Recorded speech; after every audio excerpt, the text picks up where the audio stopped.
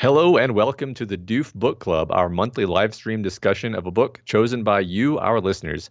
My name is Captain Matt Freeman of the Red Flag, and this is my first mate, Lieutenant Scott Daly. Barg. I was going to do a pirate voice, but I think that's all I got. Yeah, that was my attempt at a pirate voice. Oh, wait, it was? Oh, No. Hello, everyone, and welcome. I hope you're all having a wonderful Friday night. I hope you had a really good March. We're here to talk about a book again. I'm sure that a lot of you guys are not here for the first time, but if this is your first time hanging out, welcome. We are Doof Media, and we make podcasts and sometimes live streams about all the stories we love. One of the big things we do is each and every month we organize this book club. And I'll let Matt explain what a book club is. Yeah, so each month, Scott and I select 5 books from a pool of books submitted by you, our listeners, the wonderful Doof community. We put up a poll for all of the supporters on Patreon at patreon.com/doofmedia and let them vote on which they'd like us to talk about. And then the book with the most votes wins, and then we all read it and talk about it at the end of the month. That's right. We meet up on the last Friday of every month, and we chat about the book that was chosen. Matt and I will pull some slides about particular parts in the book we wanted to talk about, and then we just dive deep into this thing for a couple hours. For those of you in the chat right now, we want this to be an open discussion. We want to talk to you guys. We don't just want to talk to each other, so feel free to make comments, ask questions, say what you think. Just talk to us. We want this to be an interactive discussion. Yeah. And I see Prof in the chat already. I see Bobby. I see Zendrix. I see Toby. I see Toby accusing Matt of saying douche media, which is mean. I don't think I said that, but maybe it's a Freudian slip. All right, Matt. Why don't you? Let's just jump right into this. Tell me about this month's book. What is it? Well, this was sequel month, where we had our patrons choose from 5 sequels to books that we've previously covered here. And they chose book 2 of Scott Lynch's Gentleman Bastard series. Red Seas Under Red Skies is the book we'll be discussing today, sequel to The Lies of Locke, which we discussed previously. So this book, summarized from Goodreads, goes, after a brutal battle with the underworld nearly destroyed him, Locke and his trusted sidekick Jean fled the island city of their birth and landed on the exotic shores of Tolvera to nurse their wounds. But even at this westernmost edge of civilization, they can't rest long, and they are soon back doing what they do best, stealing from the undeserving rich and pocketing the proceeds for themselves. This time, however, they have targeted the grandest prize of all, the Sin Spire, the most exclusive and heavily guarded gambling house in the world.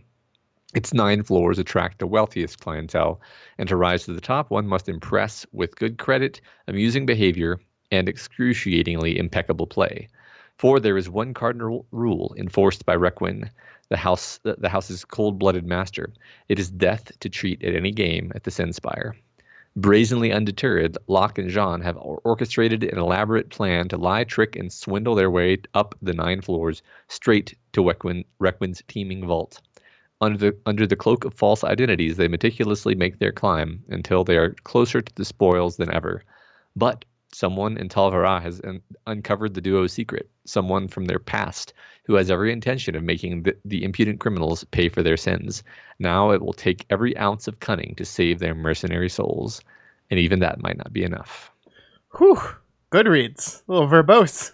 Yeah, and they managed to describe like the first 40 pages of this entirely, like the book goes so much farther than this. It's kind of funny they spend this much time talking about the Sin Spire. Well, I think it's funny that when I first read this Goodreads summary, I was actually kind of mad at it because I thought it was spoiling the book for me, because it certainly seems like it's setting up the main conflict and the main stakes of the story. But you were absolutely right. What I thought was the main thing, the Sin Spire, really is just kind of a side step along the way of the journey of the story. Right. It's so this is going to be a full spoilers discussion, just in case we didn't say that yet. Yes. But yeah, it doesn't. The Sin Spire, if anything, it's almost like a red herring plot line. Sure. Like it's not the real plot at all. Yeah. So, Matt, this is obviously a sequel to a book we've covered on here before. And while you're doing this, I'm going to ask everyone in our chat to do this, to tell us what you thought of Red Seas Under Red Skies. And how do you think it compares to The Lies of Locke Lamora? I think that's a book that both you and I rather enjoyed. I remember having very fond memories of that book, which is why I was so excited when our patrons voted for this one, because I'd been wanting to read a sequel to that book for a while now, and we just hadn't. I think it's been over a year since we read Locke Lamora. So Matt, what did you think of this story?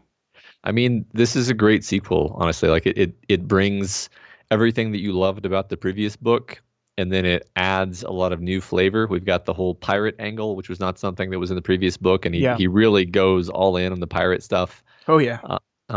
There's more of a romance plot in this one. I don't think there was really any romance plot to speak of in the last one, which kind of changes the tone of the whole thing a bit. Obviously he's injecting this tension between the two main character men, which was not present in the other book. So it feels a little bit different, but it still packs all of the things that you can't, if you were hoping that they, if you were hoping to get a reprise, or how do you say that word? Anyway, Reprise. You're hoping to get a repeat performance of Lies of Locke Lamora. This isn't, literally a repeat. And maybe there are places where I felt like maybe it didn't quite live up to it, but it was really fun and I really enjoyed it.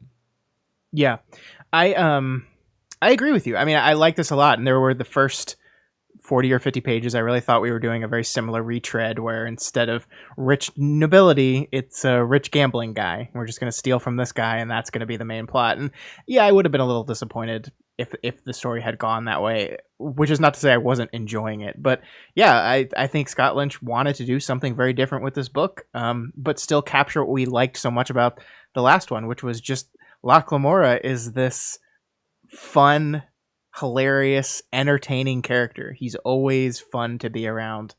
He's always like, seeing him be clever is as fun as seeing him be stupid, right? And I think that's one thing the book is not afraid to do. It's very willing to make him look great, and it's very, very willing to make him look really dumb at the same time. And I think that is such a good thing, especially in a series that's going to go on. I mean, there's 3 books now. There's going to be more. I think it's really important. Yeah, I feel like this book does it much more than the last one, where it's really, really kind of honing in on this idea that the reason Locke does these things is that he can't not do them. It's almost compulsive for him. Yeah, and that, I mean, I'm going to make an argument here, and we'll talk about this as we go through. I'm going to make an argument that I think Jean is actually the main character of this story in this book. The book doesn't have Locke Lamora's name in it anymore.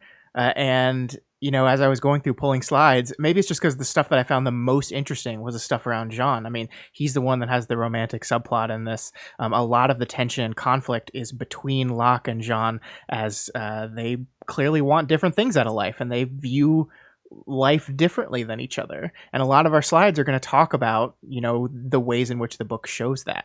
And I think that's such a fascinating story, because it's almost like you're watching the story of a protagonist, but we're still mostly in Locke's perspective, right? Like the book does switch around, the book jumps perspectives, but for the most part, most of the story is shown through his eyes. Yeah. I mean, Jean may even be a more likable character and a more relatable character in this book. I think I actually feel pretty confident saying that. Like, he's probably the more heroic and so forth. Definitely the more relatable, actually. Yeah. Because Locke is just a little bit too competent. Well, and I think one of the things that I like about this book is it shows, yes, Locke is hyper competent, but the only reason Locke hasn't been dead 100 times is because Jean is there. Again and again throughout the story, before it states it explicitly at the end of the book, we just see a scene where like Locke gets into trouble, and then Jean is there to push him out of the way, or to push the guy trying to kill him out of the way, just like over and over again.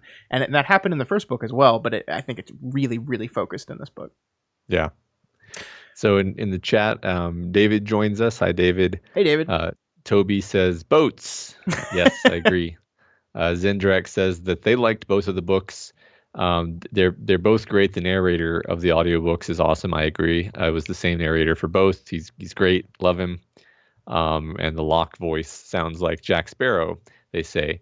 I know what you mean, although I never actually thought that while I was listening to it. So it's not like it's not like it's a strong enough resemblance that I was pulled out of the book or anything like that. Yeah. We also have Sierra Grau over in our Discord chat saying that they personally liked the first one more, but they still liked this one a lot, and they loved the ending. It made them laugh so hard. And I think I know exactly what part of that ending Sierra Grau was referring to, because it is pretty great. Yeah. All right. Without further ado, why don't we jump into this thing? Let's do it. So the first slide is the prologue with kind of a flash forward to Jean's betrayal. Actually, said Jean, I know who sent them. Really? Locke flicked a glance at Jean before locking eyes with his adversary once again. And an arrangement has been reached, but I wouldn't call it happy. Jean, I'm afraid you've lost me. No. Jean raised one hand, palm out, to the man opposite him. He then slowly, carefully shifted his aim to his left until his crossbow was pointing at Locke's head. The man he'd previously been threatening blinked in surprise. You've lost me, Locke. Jean, said Locke, the grin vanishing from his face. This isn't funny. I agree. Hand your piece over to me. Jean, hand it over smart now. You there, are you some kind of moron? Get that thing out of my face, and pointed at him. It seemed to Locke that sweat was now veritably cascading down his face, as though his own treacherous moisture were abandoning the premises before anything worse happened. There, 3-on-1. Jean spat on the pier and waved toward the two assailants with his free hand. You gave me no choice but to cut a deal with the employer of these gentlemen before we set out. God damn it, you forced me. I'm sorry. I thought they'd make contact before they drew down on us. Now give your weapon over. Jean, what the hell do you think you're... Don't say another fucking thing. Don't try to finesse me. I know you too well to let you have your say. Silence, Locke. Finger off the trigger and hand it over. Locke stared at the steel-tipped point of Jean's quarrel, his mouth open in disbelief. The world around him seemed to fade to that tiny, gleaming point alive with the orange reflection of the inferno blazing in the anchorage behind him. Jean would have given him a hand signal if he were lying. Where the hell was the hand signal? I don't believe this, he whispered. This is impossible. Okay, so we got to talk about this for a while. I think this is perfect to start off with because I think this is one of the parts of the book that actually did annoy me. Yeah, so, it's maybe the only thing that annoyed me, actually. Yeah, I think you're right. I think it is the only thing that I would say doesn't quite work in this book. And I complained about this to you before I had finished, and having finished the book, I like it a little more, or should I say it bothers me a little less. But basically what we're doing here is the opening moments of the book set up this betrayal, this massive betrayal that Jean has betrayed Locke, which is something we never thought was possible, because all throughout the lives of Locke Lamora, one thing was certain, is that they were a team and that they were together forever. And then suddenly this book clearly sets it up that he has betrayed him. And then what we do is the book is aware that you know that, and so part of the journey of this story is that you're seeing moments of conflict between these two characters, right? Because I think like Locke, I didn't believe it. I didn't want to believe it. I think in my mind it was just like, I don't believe this. This is impossible. I think that's the same thing that went through my mind. But then the book journeys you through it, and I pulled a lot of the slides where we have them fighting, where we have them really getting pissed off at each other and coming to a point where you can very clearly see that their lives, or the direction that they want their lives to go, is different from each other. Right. So in the back of your head, you're like, oh crap, is this actually where it's going? Yeah. I mean, a betrayal is actually very plausible because Jean, has this woman in his life now, and you can imagine him thinking like, I actually care for her more than I care for Locke. And if it's a choice between the two, and Locke is going to keep acting like a crazy asshole, then I guess I'm going to have to choose her. And right. and you can even I like how it's even worded, where he's like, you forced me to do this, like that's an attitude you can imagine Jean having. But when it's actually revealed to be a trick. Right. I mean, I kind of like it because it speaks to the place where Locke is mentally, where he can even like I feel like if this had happened in like the middle of the lives of Locke Lamora, then Locke would have just been like, oh, I guess I missed the hand sign. He never would have believed that Jean would betray him for like at all. But at this point in this book, even though he's like, I don't believe this, he's like he does believe it. Like he clearly does believe that that's what's happening. Even though Jean's like mad at him after it. He's like, what? How could you think that I would actually do that? You know, right? And I think this is why I've kind of come around on it, and I'm actually in my head right now switching to a point where I like it. I might change my mind because that's my prerogative, but one of the things that I think this book is about it is about Locke realizing that Jean is never going to leave him, and that's actually destroying him, because like I think this is a moment of betrayal that he can't believe, but he does believe it. Like you just said, he does. But by the end of the scene, he has fully bought into the fact that his best friend just betrayed him. And I think it's because, like us, he was seeing all these signs of separation and signs of them wanting different things. And in Locke's mind, he's like, oh, well, then he's going to eventually leave me. But in Jean's mind, that's not even an option. He would never, ever, ever, ever do that. Yeah.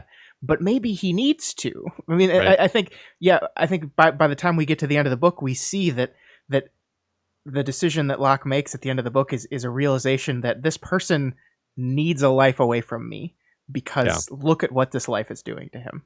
Yeah, and he correctly predicts that Jean is going to take the decision away from him, and so he takes it away from Jean first. Yeah, but we'll get there. Yeah. So yeah, in the course of this, I've made myself like it, but I was just very disappointed when reading this scene again.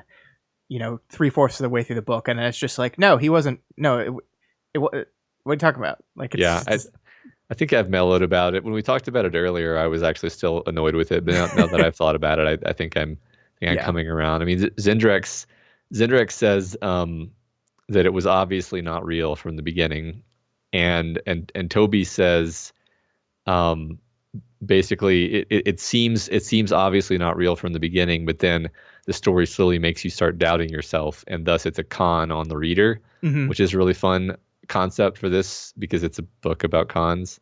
Yeah. So that's fun. Yeah, and I think 5, 6, 7 and Prof are arguing that while all this is true, it doesn't need to be there at the beginning. And while I kind of agree with you, I do think it primes us to pay more attention to the conflict between the two characters. I mean, yes, maybe you could still leave the conflict between the two characters exactly where it is, and we would have noticed it and noticed the differences between the characters and the rising tension. But I think the betrayal at the beginning just puts a little bit of an extra barb on that. It's just a little bit sharper. There's a little bit of an uneasiness under all of that makes you pay attention to it more and take it more seriously and realize where this could be going. Yeah. I'll have to keep thinking about it, honestly. But if this is the worst thing about the book, then that's not too bad, right? Yeah. All right. So next up, we learn about Tal Varar and the Sin Spire. Nearly 150 feet tall, the Sin Spire juts skyward at the south end of the topmost tier of the steps, which is itself more than 250 feet above the harbor. The Sin Spire is an elderglass tower, glimmering with a pearly black sheen. A wide balcony decked with alchemical lanterns circles each of its 9 levels. At night, the Sin Spire is a constellation of lights in scarlet and twilight sky blue, the heraldic colors of Tal Varar. The Sin Spire is the most exclusive, most notorious, and most heavily guarded chance house in the world, open from sunset to sunrise for those powerful, wealthy, or beautiful enough to make it past the whims of the doorkeepers. Each ascending floor outdoes the one beneath it for luxury, exclusivity, and the risk ceiling of the games allowed. Access to each higher floor must be earned with good credit, amusing behavior, and impeccable play. Some aspirants spend years of their lives and thousands of solari trying to catch the attention of the Sin Spire's master, whose ruthless hold on his unique position has made him the most powerful arbiter of social favor in the city's history. The code of conduct at the Sin Spire is unwritten, but as rigid as that of a religious cult. Most simply, most incontrovertibly, it is death to be caught cheating here. Were the Archon of Talvarar himself to be detected with a card up his sleeve, he would find no appeal this side of the gods themselves for the consequences. Every few months, the tower's attendants discover some would-be exception to the rule, and yet another person dies quietly of an alchemical overdose in their carriage, or, tragically, slips from the balcony 9 stories above the hard, flat stones of the Sin Spire's courtyard. It has taken Locke Lamora and John Tannen 2 years and a completely new set of false identities to carefully cheat their way up to the 5th floor. They are, in fact, cheating at this very moment, trying hard to keep up with opponents who have no need to do likewise. So, one of the things I want to talk about with this is I think there are 2 big strengths to Scott Lynch's writing to me. One of them is the kind of energetic pluckiness with which he writes dialogue, especially Locke Lamora's dialogue. And the second thing I think is his descriptions and how his descriptions still channel character at the same time. And I think this is a good example of it because we're basically doing scene setting here. We're describing the city, we're describing the Sin Spire and the rules around the Sin Spire. But by the end of it, we're back zooming in back to our characters, and we've got that kind of sarcastic, plucky tone to it. Yeah, it makes it even more fun actually that it has kind of this airy, elevated type of like fantasy narration, and then the actual dialogue is just like gallivanting and often very crude dialogue, and it's a fun contrast and juxtaposition. And also just like the visuals and kind of the panorama that he's painting for you is always really cool in things like this. Like this is actually very dense, and great like introduction to this setting. It's only a few paragraphs, and they've successfully made you interested in this like fantasy casino tower. Yeah, it's has really cool. I mean, the Sin Spire itself has character, and these couple of paragraphs define that character. We understand, and we understand, like it takes 2 paragraphs to show how opulent, how decadent, how exclusive, and how dangerous this place is, and then immediately goes, they've been cheating their way up this tower the entire time.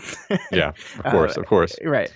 And it's perfect for those characters. It's perfect to understand the stakes, and I will continue to love the fact that Elder Glass is a thing in this world, right? Mm-hmm. That we have this rough and tumble, treacherous, dangerous fantasy world with just these beautiful ancient structures of impenetrable glass that are just everywhere around. I think that's such a great contrast, and I continue to love it, and the different ways in which Lynch is using it. Right, isn't like this whole island basically just like tiers of elder glass? Yeah, and like it's all like the entire thing is protected by like a circle of elder glass underwater surrounding it that keeps like it keeps storms away, and it makes it so they can control the port even though it's like ground.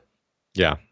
One other thing, I won't say that I disliked it about the book, but it made it rough on me via the audiobook. Is like when you're reading, I assume there's like paragraph breaks and stuff to let you know that you're moving back and forth in time, or that there's like an important section break coming up. Mm-hmm. Whereas on the audiobook, I wouldn't necessarily notice that we had like gone back in time, gone forward in time again, gone back in time again, gone forward in time again.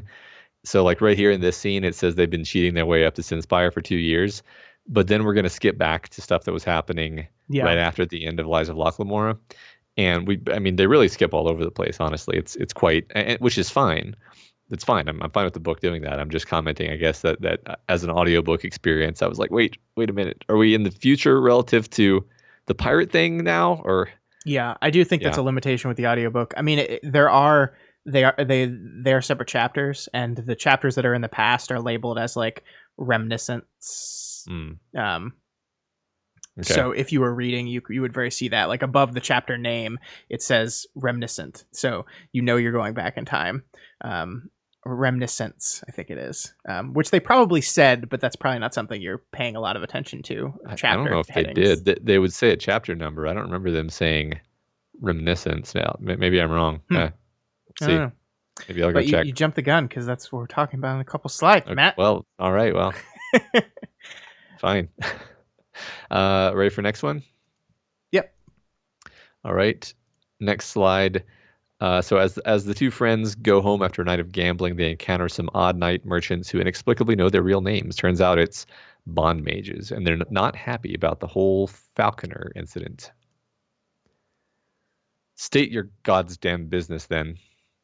You must answer, said the girl. Answer for the falconer, said the chorus. You must answer, both of you. You sons of bitches, said Locke. You really think you're fucking gods, don't you? I didn't mug the falconer in an alley and take his purse. He helped murder my friends. I'm not sorry he's mad, and I'm not sorry for the rest of you. Kill us and get on with your business, or piss off and let these people go free. No, said the scorpion merchant. A whispered chorus of no came from around the circle. Cowards, pissants! Jean pointed one of his hatchets at the little girl as he spoke. You can't scare us with this penny theater bullshit. If you force us to, said Locke, we'll fight you with the weapons in our hands, all the way to Carthane. You bleed like the rest of us. Seems to me all you can do is kill us. No, said the girl, giggling. We can do worse, said the fruit seller. We can let you live, said the scorpion merchant. Live uncertain, said the girl. Uncertain, said the chorus of merchants as they began to step backward, widening their circle. Watched, said the girl. Followed, said the circle. Now wait, said the girl. Run your little games and chase your little fortunes. And wait, whispered the chorus. Wait for our answer. Wait for our time. You are always in our reach, said the little girl, and you are always in our sight. This was creepy as hell. I loved it. How did the audiobook do the chorus? Did it layer voices, or did he just do a different voice? The guy's just really good. He just did different voices. He's incredibly good at really quickly putting on distinctive voices for like every single side character. And like another cool thing is that every like different nationality within the world has a consistent accent that he sticks with for people from that country, even though it's like a made up accent. Wow. So yeah, it's really really well done. No, it's super creepy the way this is executed. Yeah. I just loved it. Yeah, I mean, this is basically the inciting incident of our story, right? Because, we had, not to say there wasn't conflict before this moment, but this is the moment that gets all the conflict going, because the bonds mages fucking with everything is what causes all the problems, right? Because they're the one that sends the information to Stragos. They're the ones that tell the priory about them and get the assassins on their ass. Basically every problem that they have throughout the book from this point on is because of these stupid bonds mages. So it's sufficiently creepy to understand how it's motivating the entire rest of the story. Yeah. One thing I'll say about this book is I think I could probably lay out the plot of Lies of Locke Lamora. Basically, this book actually, I think, became too convoluted for me to like succinctly describe. But it's Yeah. I mean it's not like it's that beyond the pale. It's just at a certain point I was like, wait a minute, who's actually behind what now? Yeah, I mean, because like he's playing 3 different people at the same time. Mm-hmm. He's playing what's his name, the Sin Spire guy? I can't remember his name. It's here somewhere in my notes. I just can't find it right now. He's playing that guy. He's playing Stragos. At some point, he's playing the captain of the ship. And then it's just everyone. Requin is the Sin Spire guy. Thank you. Yeah. Yep. Yeah. So we have Matt. You got a compliment on your voice acting. Well done. Thank you. Well done. Yeah, I mean, like I like this because like this is definitely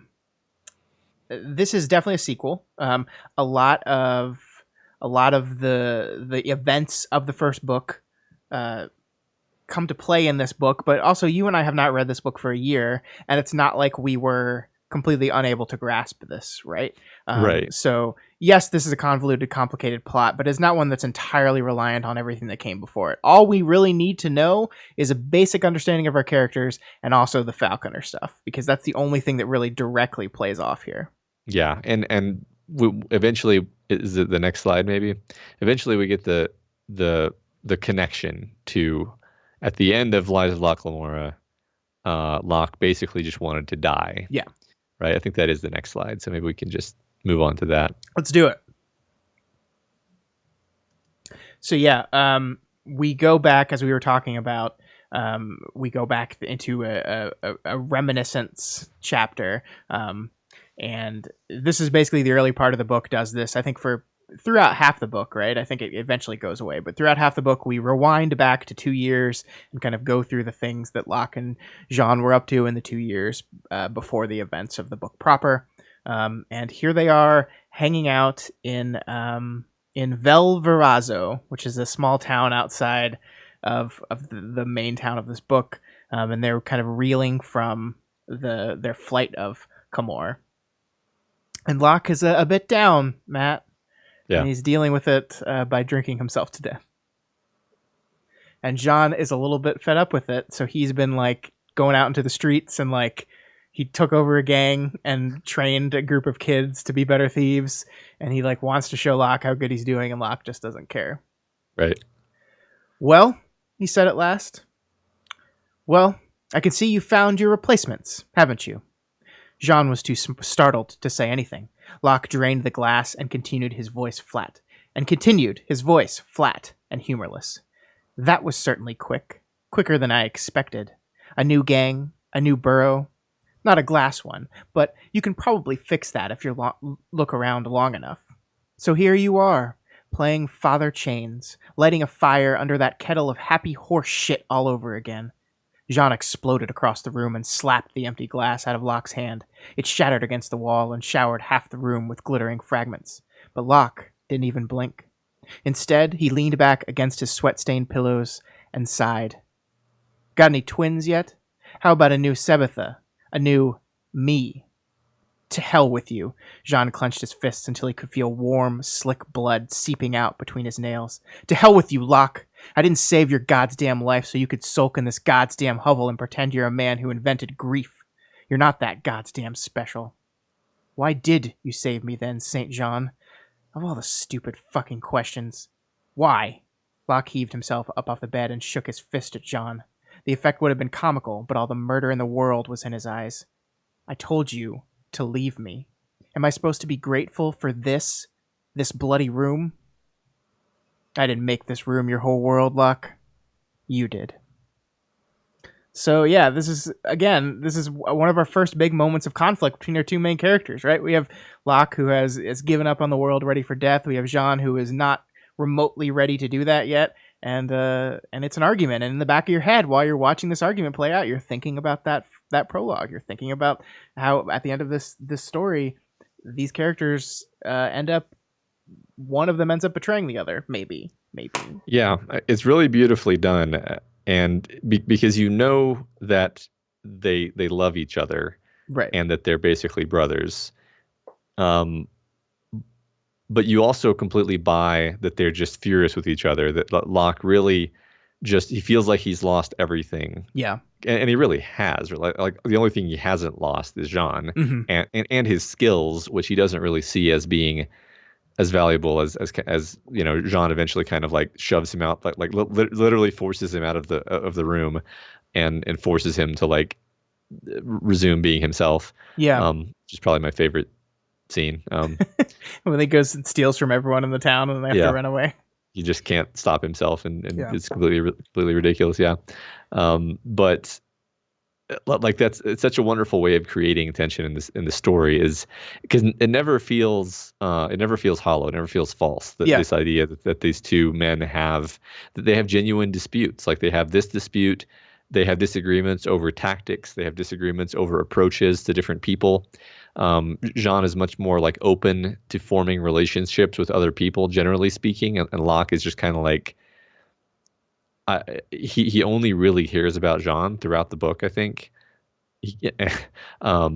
And so they have reason for disputes, and that's good, right? That's good storytelling, and that's good character work. Yeah, and I mean, I like what you said about his view of his skills, that all he has left is his skills and Jean, because I think Locke has a very interesting view on his skills, and maybe there's a slide that is going to be a little bit better to talk about this with. But he talks a lot about how everything is just bullshit. It's all lies. Like the first book is called The Lies of Locke Lamora, and he seems a lot more upset about just the idea of lies and deception as skills. Like I feel like in the first book, these were things that he was proud of. Like he was proud of how good he was at this stuff. And while there's still a certain satisfaction he gleans from this stuff, there's much less pride. There's like he says like it's like he's devaluing himself because he's miserable. Mm-hmm. And yeah, I mean, well, yeah, I think he may feel like that life of crime led to the death of all of his friends and the destruction of his world. Quite literally, yes. Yeah, which is true. And they do it again. Yeah, and they do it again. But like, I think there's an interesting aspect to this book where he kind of begins to take his role as a priest of the Crooked Warden increasingly seriously. Yeah. And actually, like, man, I just love the part when he's in that town that's just like a monster, like the nobles are just monstrously abusing their power constantly. Yeah. Oh, and he's just so full of like righteous fury. Like that's a perfect moment of Locke kind of re-embracing his thiefness, but like on a new, more mature and holistic level. Yeah, I mean, I think there is, and we're jumping ahead a little bit, but I think there is, in the first book, he was doing it much more because it was fun. Yeah. And in this book, it's not just revenge. I mean, he's Komori, like they're like infamous for their revenge, but it is, you're right, it is much more a sense of duty. It is a sense of obligation to the faith that he has prescribed himself to. Mm-hmm. And the book does reinforce that through that terrible scene that we'll get to. Yeah. All right, next slide. Oh, this is the one I actually wanted to talk about with like his view of his skills, though. Okay, cool. So here we have Locke and Jean killing time before the next phase of their plan kicks off, and they have a conversation about books and romance. What are you reading? Jean showed him the title, and Locke feigned choking. Lucarno? Why is it always Lucarno? You drag him everywhere we go. His damn romances. Your brain will go soft with that mush. You'll end up more fit for tending flower gardens than for running confidence games. Well, said Jean, I shall be sure to criticize your reading habits, Master Costa, should I ever see you develop any. I've read quite a bit. History and biography, mostly with what chains prescribe for you. What could possibly be wrong with those subjects? As for history, we are living in its ruins, and as for biographies, we are living with the consequences of all the decisions ever made in them. I tend not to read them for pleasure. It's not unlike carefully scrutinizing the map where one has already reached the destination. But romances aren't real and surely never were. Doesn't that take away some of the savor? What an interesting choice of words. Not real and never were. Could there be any more appropriate literature for men of our profession? Why are you always so averse to fiction when we've made it our meal ticket? I live in the real world, said Locke, and my methods are of the real world. They are, just as you say, a profession, a practicality, not some romantic whim. Jean set the book down before him and tapped its cover. This is where we're headed. Thorn, or at least you are. Look for us in history books, and you'll find us in the margins. Look for us in legends, and you might just find us celebrated. Yeah, so this is kind of what we were talking about, right? Like, it would seem that Locke should like the stories and the false things and the deceptions and the grandiose legendary things, but Locke's not into any of that, right? That's Jean that's into all that. Locke's into some different stuff. And I mean, this is doing a lot because Lucarno is an author that comes back several times throughout this book. It is kind of the instigating factor in Jean. I knew I was going to say it at least once in Jean's romance. But I mean, this scene jumped out at me because I would have expected to see Locke on the other side of this. But I think this Locke has, as we said, devalued those skills as useful things outside of just like he says, like, I take this professionally, which is not the same Locke that we saw in that first book. That's not the way he was before. He thought it was fun. He enjoyed it. He did it just to screw with people. And the professional nature of it, or the benefits of it, were really just a side benefit that he didn't really care about. Yeah. I like, this reminds me of what you said about Jean being basically the protagonist, because I think I remember actually talking about this when we talked about Lives of Locke Lamora, how Jean is such a great character, and despite the fact that he's almost like the archetype of the thuggish warrior, like he has the two axes, he's good at fighting, but he's so much more than just like, oh yes, there's Locke, the guy who's good at everything, and then there's Jean, the guy who's good at fighting. But no, like, Jean is complicated. Jean reads romances in his free time, and I love that. I love that the story really goes out of its way to flesh him out and to show that he has his own needs and desires and passions that are actually very different from Locke's, and they're actually very different people, I think, although they're dear friends. Yeah, and I think this is Lynch using storytelling as a method of clearly demonstrating the difference between these two people. Like the idea of history versus fiction, right? And which one is more valuable to which character is something very different. And Locke sees no value in fiction. Jean, for his part, sees no value in history. He just doesn't. And that, I think, is one of the main differences in them as characters. And I think that will be kind of played out in where Jean envisions his future at some points in this novel.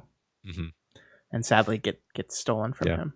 And I just love the writing here. Just this whole slide. It's just fantastically, well done, fluid, concise dialogue. It doesn't ramble. It like any given sentence here is actually kind of beautiful in its own way. I really like the sentence. It's not unlike carefully scrutinizing the map when one has already reached the destination. Yeah. I mean, I love history. I love biographies. I love learning this stuff. So I don't agree with Jean here, but I've never seen the argument against history being said quite so poetically. So poetically, yeah.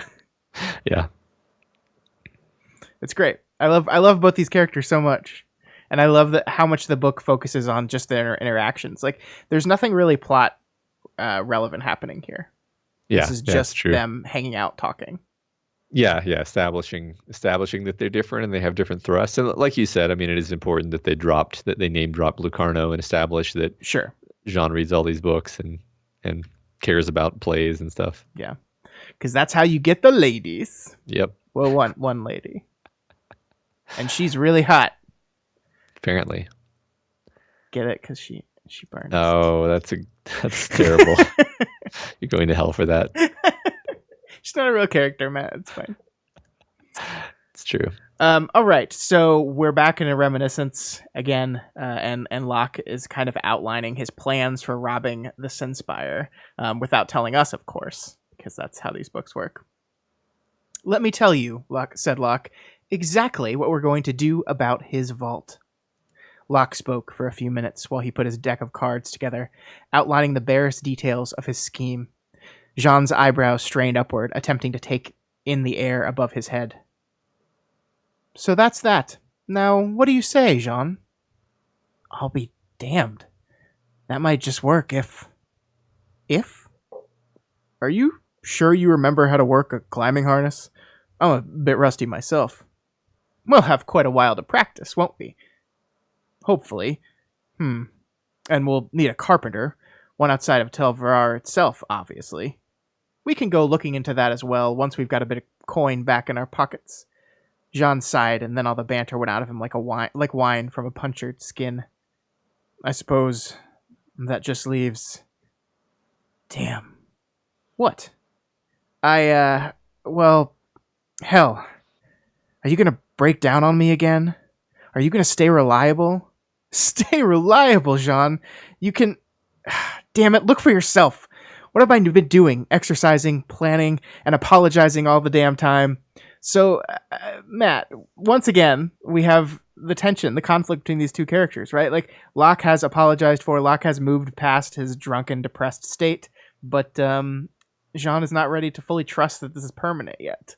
And I like we're outlining this plan. This is the big plan, and Jean is having such a hard time coming out with it. Right. That's why I pulled this slide, because just the difficulty he has with being honest with Locke. Yeah, I think it's just establishing this tension between them, where just because suddenly Locke emerges from his stupor and has a new plan, Jean's like, okay, like you were, I want to make sure you're actually fully back on your feet. It's I just see it as a realistic kind of bit of hesitancy from someone who's like, I just saw you kind of flake out in a way that would be really dangerous if it happened when we were on a mission. So yeah, I mean, this is a very, very, very dangerous plan that he has just outlined. Presumably book, because you don't tell us what it is.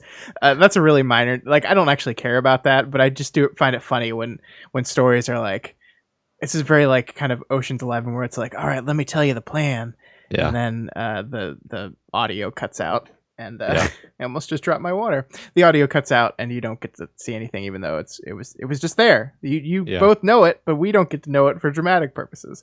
Right. Anyway.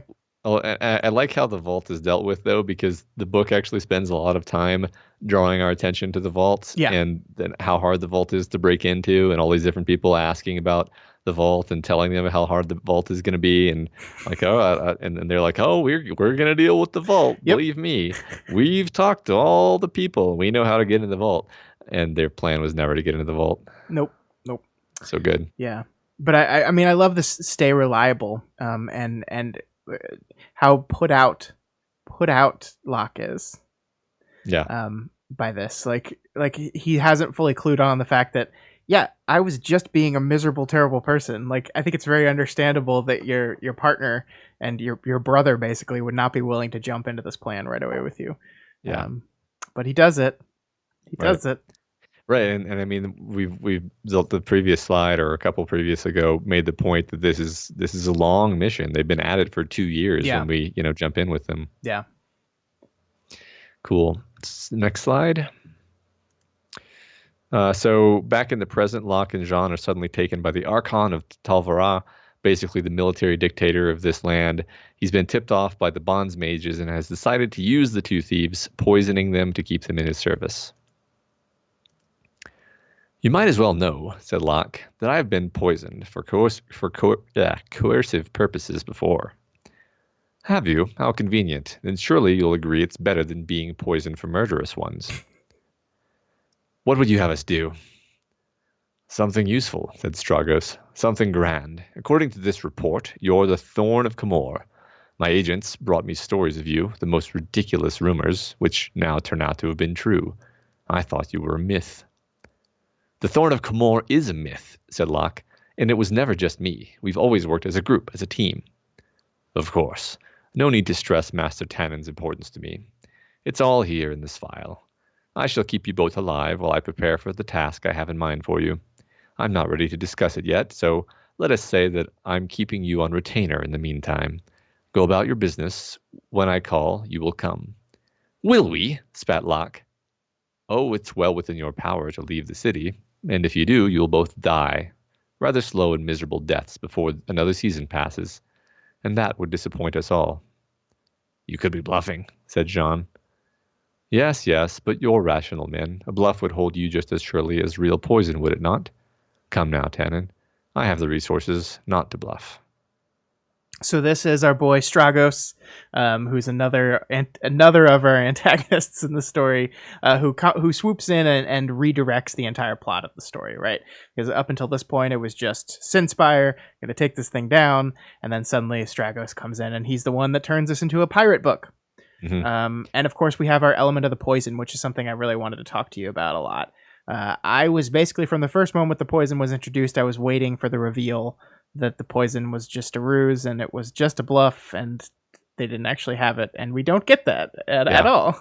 We don't even know at the end of the book if that's true or not. Yeah, right. And this is one of those things I love about these books, is that both of them are really good at doing this thing where the situation is really bad and intense and you have no idea how the heroes are going to get out of it. Mm-hmm. and then something that happens that makes it like vastly worse. Yeah. Which in this case is Stragos coming along, because they're already like in this extremely tenuous situation with the Sin Spire people, and like on the verge of being killed, and like have all these like time constraints on what they're doing, and then Stragos is like, oh yeah, and now you're geographically limited in this new way, and I'm going to send you on this mission, and Yeah. and you're like, as you're reading it, you're like, oh my god, that means they're going to have to go back to the Sin Spire guys and convince them. And Right. it's so fun, because like you're basically thinking ahead of what the characters are going to be thinking of, because you're like, oh my god, oh Yeah. And like and you're problem solving with them, basically. yeah, I mean, it's spinning plates. Yeah. It's just constantly spinning plates, and we just keep adding more and more on top of them. And you're right, it's good. And I think Stragos is like the perfect like smarmy dictator villain guy. He just works very well. Like he's a different kind of character than we've had in these stories, because he's powerful, but he's not rich. Most of the powerful people we've seen before have also been rich, and he, I mean, he is kind of rich, but it's mostly richness through his dictatorship, right? So Yeah. he's not as quite as opulent, but he's such an asshole. Yeah, he's more of a military guy. Yeah. So it's true. Like there's a wide variety of terrible rich people and powerful people in these stories, but they're all kind of slightly different flavors, right? Like we've got the mob bosses, we've got the dictator, we've got the gambling lord. Yeah. And if there's one thing that this book doesn't do well enough for my taste, and I think this is just out of practicality, because introducing more elements would just be ridiculous, but I think the Priory gets kind of a short shrift in the story, where they kind of swoop in the 11th hour, and we meet some characters like very rushed at the very, very end of the story. So I never really like I know it would have been impossible to do because there's too much going on, but getting like more time with the having the Priory be another plate he's spinning earlier in the story would have been cool, because then you're seeing like him balance these three factions against each other throughout the story instead of just at the very, very end. But I completely understand why I didn't do that, because there's just too much. There's too much going on in this story already. Yeah, at least we know that they're a thing that exists. Yeah, true. Toby says from the moment the poison was revealed, they started lusting after Stragos' death. That's fair. Yeah. Yeah, me too. So, I mean, did you buy that it was real the whole time? I mean, the book kind of goes out of its way to say, yeah, it could be a bluff, but irrelevant. I was never entirely sure. I mean, it seemed real because he bothered to actually have the alchemist on hand at the end. Yeah, instead of just like sell it, man. True. They have to believe that they're being spared, like actually. So, it's just a very convenient poison that's just like, oh yes, it will just.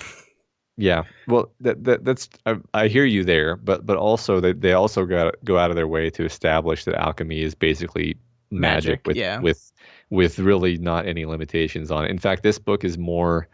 The last book had the concept of like the substance that you would burn and it would like erase a person's personality. The gel thing. Yeah, but this one has like way more just explicit, like there's magic in this world and we don't understand it type conversations. Yeah, here's all this crazy shit we can do. Yeah, you're right. Yeah. 567 points out that Stragos is surprisingly tolerant of Locke's loud mouth, which is a nice contrast to someone like a Kappa. Yeah, I mean, that's actually something I wanted to talk about, because from the very beginning, Locke is very hostile to him the entire time. He's basically like belittling him and calling him a piece of shit from the beginning. And it is great. It is great that he, out of all these characters he has to play, this one gets to just say fuck you to the bad guy and be completely honest. Yeah, it's actually very satisfying in a certain way. And then on the flip side of it, he still like loses every interaction because he's still under the guy's power. So it just makes it more frustrating in the end, which makes you all the more satisfied when it comes to fruition. Yeah. And I love will we spat Locke. I love spat. Yeah. The use there. It's so good. Yeah. And like Jean is much calmer. I would say in this whole interaction, like, you could be bluffing, and meanwhile, like Locke is like screaming at him. Yeah, absolutely. That's yet another thing I love about the audiobook is the tendency of the voice actor to become like unhinged when he's doing Locke's voice, and just like he's like getting like so worked up and angry and shouting at people. Yeah. It's great. Well, one thing I have to point out here that he mentions the Thorn of Camor again, and I think that is like a button for Locke, right? I think you bring up the thorn, it brings up the memories of what happened in Camor, and it brings up his the feelings of responsibility he has towards the people that he lost. Yeah. He wants to not be the thorn anymore. He does, and it's also like Jean did that as well when they were talking about books, right? Like Jean brought up the thorn, and I think that's something that upsets him. He does not like to be reminded of that. Yeah. Yep. I think you're right. That's interesting. I didn't pick up on that. Cool. All right, so let's go to what we were talking about a little bit before. We go back to the past, and Locke is in, I forget the name of the town, but he's in a different town having some very specific chairs built for very mysterious reasons, Matt. We don't know what's going on with these chairs. He's spending a lot of money on these mysterious chairs. Anyway, while he's there, he witnesses the amusement war. It's basically like a form of chess where the pieces are poor people that get tortured after they're successfully taken. It's awesome. And a noble person sees him disgusted by this because normal people would be. Right. Ah, so you find the amusement war what? Undecorous? Cruel, milord Genrusa. Most uncommonly cruel. Cruel? Compared to what? War? Times of plague? Have you ever seen Camor, by chance? Now there's a basis for comparison that might have you thinking more soundly, Master Fairright. Even in Camor, said Locke, I don't believe anyone is allowed to beat old women in broad daylight on a whim, or tear their clothes off, stone them, rape them, slash their hair off, splash them with alchemical caustics. It's like children tearing off an insect's wings so they might watch and laugh. Who forced them to come here, Fairright? Who put a sword to their backs and made them march all the way to Salon Corbeau along these hot, empty roads? That pilgrimage takes days from anywhere worthy of note. What choice do they have, my lord? They're only here because they're desperate, because they could not sustain themselves where they were. Farms fail, businesses fail. It's desperation is all. They cannot simply decide not to eat. Farms fail, businesses fail, ships sink, empires fall. Genrusa brought his cane out from behind his back and punctuated his statements by gesturing at Locke with the gold head. That's life, under the gods, by the will of the gods. Perhaps if they prayed harder, or saved more, or been less thoughtless with what they had, they wouldn't need to come crawling here for Seljeska's charity. Seems only fair that she should require most of them to earn it. Charity? They have a roof over their heads, food to eat, and the chance of money. Those that earn gold prizes seem to have no trouble taking their coin and leaving. So fuck this guy. Yeah. It's a really interesting part of the book here, though, is, we're facing Locke against something that he just finds like morally reprehensible. Yeah. Which is really important at this point because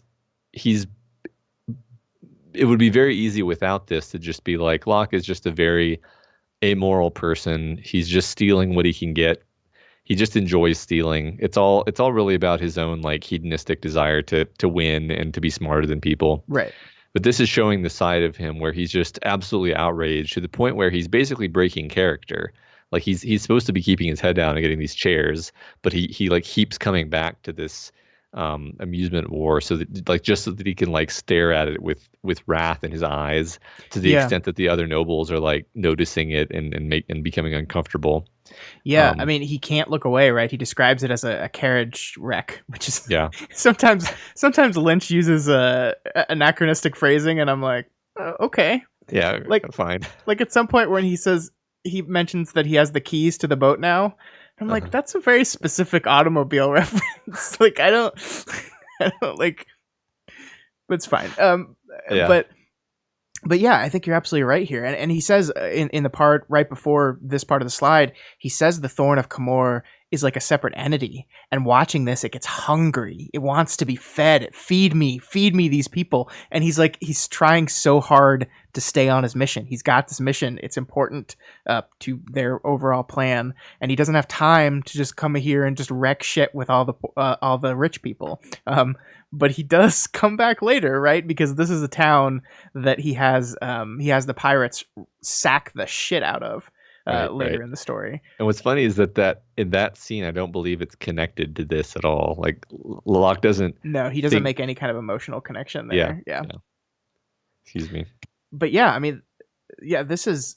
I mean, the wording used here is so specific. I mean, like this is definitely recalling what in our world what some of the most terrible people say about the poor, right? And why they shouldn't have to poor. Oh, you should have just saved more. You should have been better with your money. Why should we expect to give you a handout for free without a beating? If you couldn't have just saved more or helped each other out more, and then seen like. I mean, the roof over their heads, food to eat thing is an argument for slavery, right? That's the same thing they said about slavery. It's like, oh, well, we're giving them a home, we're giving them food. I mean, really, we're just doing this for their benefit. It's charity. This is language that he's channeling here that we've seen in bad faith arguments, throughout history, and it really makes this moment land all the more. Yeah, right. Yeah, I mean, it almost recontextualizes all of the stuff that he was doing as the Thorn of Camor, because, or at least I didn't remember that it was sort of ideologically driven. I thought that it was just like, yeah, I mean, he's stealing it from rich people because rich people have more money. Yeah. But in actuality, in Camor, he would have been killed with great prejudice by his own fellow thieves if they found out that him and the his little gentleman bastards group were doing that, because there was supposed to be this agreement that they wouldn't go after the nobles. Yeah. And for him, it was more a matter of like, this is just like, yeah, we're going to get a lot of money from them, but it's more like this is justice. This is what the Crooked Warden wants, and this is that these people don't deserve what they have, and we're going to take it from them so they don't forget that what they have can be taken from them, and try to be responsible with it at least. Yeah, I mean, I think that was the lesson that Father Chains drilled into them, but I didn't really feel like he bought into that lesson until this book. Like, I think he did on some level. I mean, the book ends with him him sinking the ship to make up for the deaths, right? So I think that is to me that's the moment where he really started buying into this, when he sinks the ship full of money. I mean, not that he hadn't bought into it before, but when he really started taking it seriously as a serious charge that they have, and not just something they're doing for fun, and it conveniently lines up with this religious philosophy that justifies what we're doing.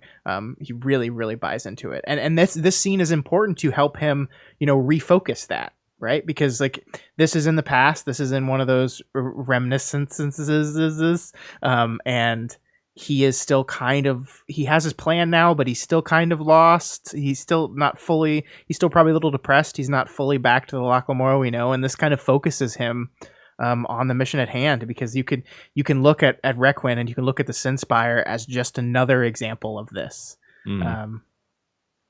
This is definitely more specifically cruel, but it is all part of the same system of rich power that hurts the poor. Yeah, right. I think by the end of this book, if anything, he's even more further down the path of going about his little missions for more to like hurt the people he's stealing from than to just like be rich and be able to retire. Like that's actually not really something that he cares about. Yeah. Like, I think it's. Go ahead. Well, at the end of the book, he's upset that the paintings they stole are worthless, and he gets way less money than he thought. But like, I don't know if the book spells this out, but it did feel like the thing he's mostly annoyed with is that Requiem is not hurt by it at all. Yeah, well, so there's I don't remember who says what in the conversation, but there's a conversation between him and Jean where they're talking about like how they're going to retire, and like we could buy like a title and the palace and servants and live and I don't remember which one of them says it, but they're basically being like what and live like the people who were robbing like that, and it's sort of portrayed as being like, Yeah. we don't actually want that. This, I think it's right around here, I think, because Genrusa is one of those people, is a person that's bought into title. He is not like, and I think that makes his actions here even more despicable, right? Because he bought into this class, like, and then just let it subsume him, right? Like he's like, he was not born noble, was not born upper class, but amassed money at some point and bought into it and has completely just been absorbed by it, and it's gross. It's really gross. Yep. All right. Cool.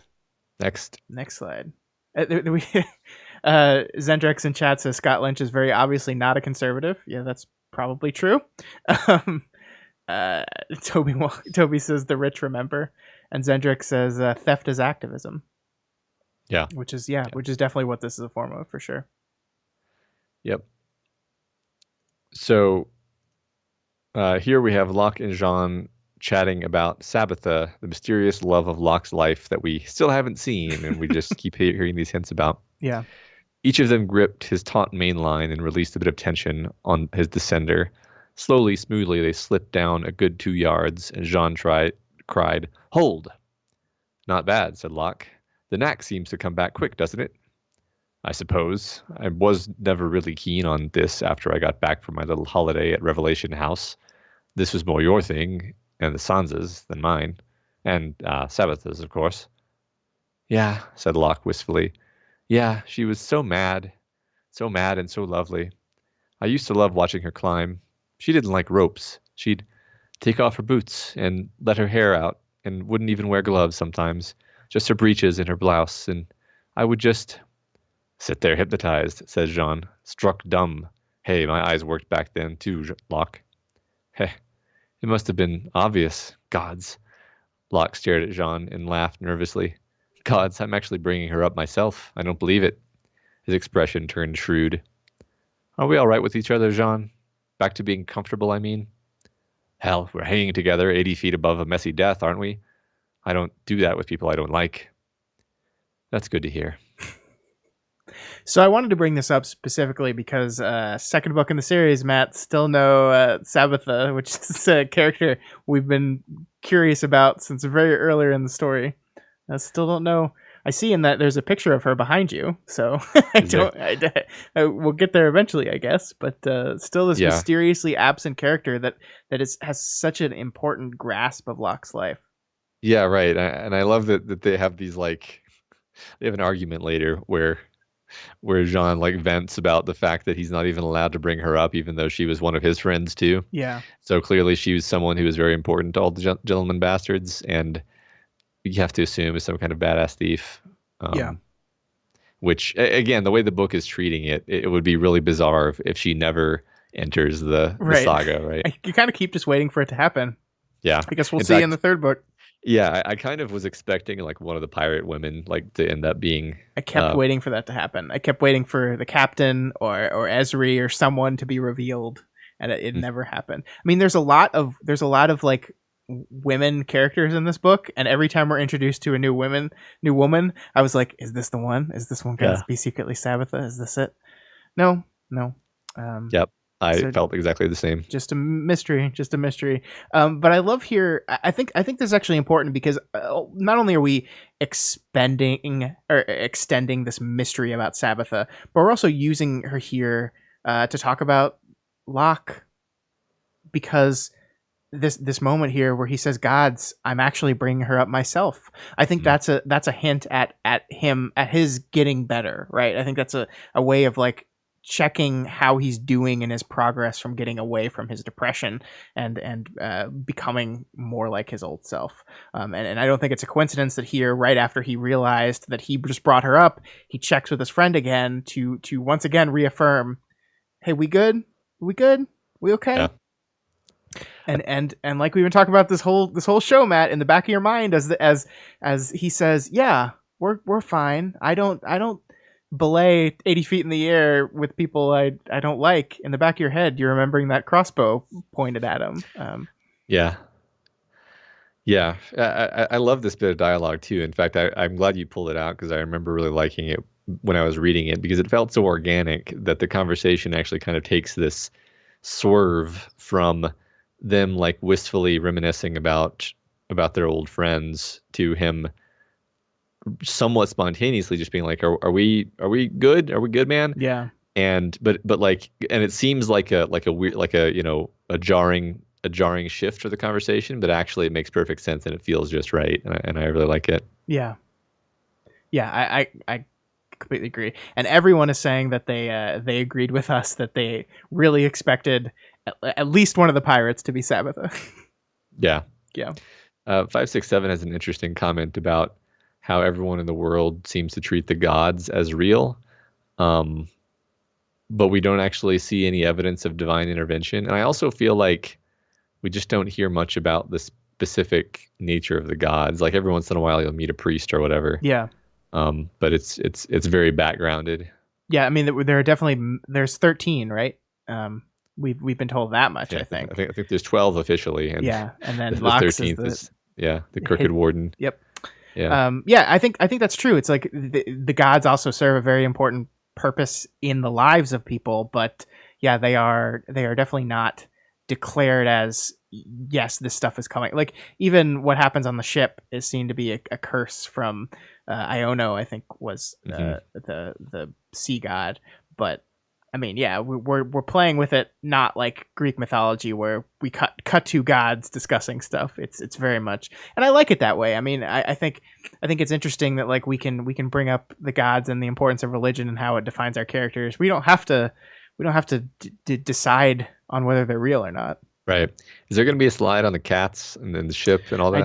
I didn't pull one though. I mean, just to mention how much I love the extraordinary tension that's wrung out of this idea that Locke forgot to bring the kittens. Yeah. And everyone on the ship is like, "Where are those kittens, Captain? Where are the kittens, Captain?" And you're just like, "Oh my God, you should have brought the kittens, Locke. Why did you bring the kittens?" I love it's like there's no cats, and he's like, "No, they're kittens, so they're probably just really shy." So you'll see him eventually. Yeah. And then Caldris is like, we need to pirate another ship right now and pray that they have cats on it, right, because it's the only way you're not going to get murdered. Right. Yeah, the seriousness with which they treat this is really wonderful. Yeah. Yeah, I love it. Speaking of that, that moves us into Caldris though, because they go back to Stagos, and he outlines the plans for the thieves. They're going to go pretend to be captains of a ship, and then they're going to just pirate and raid near Talvara, which will cause the priory of the city to freak out and beg the Archon for help, and that'll get Stagos his more power that he wants. So in order to do this plan, Stagos sends him over to Caldris, a grizzled old seaman. "Just what is it," said Locke, "that you think we're doing here, Caldris? I got a month or so in which to turn you ignorant, straight-legged, fumble-thumb landlubbers into something resembling phony sea officers. All gods is my witness, sirs. I suspect this is going to end in screaming and drowning." It does, though. It kind of does.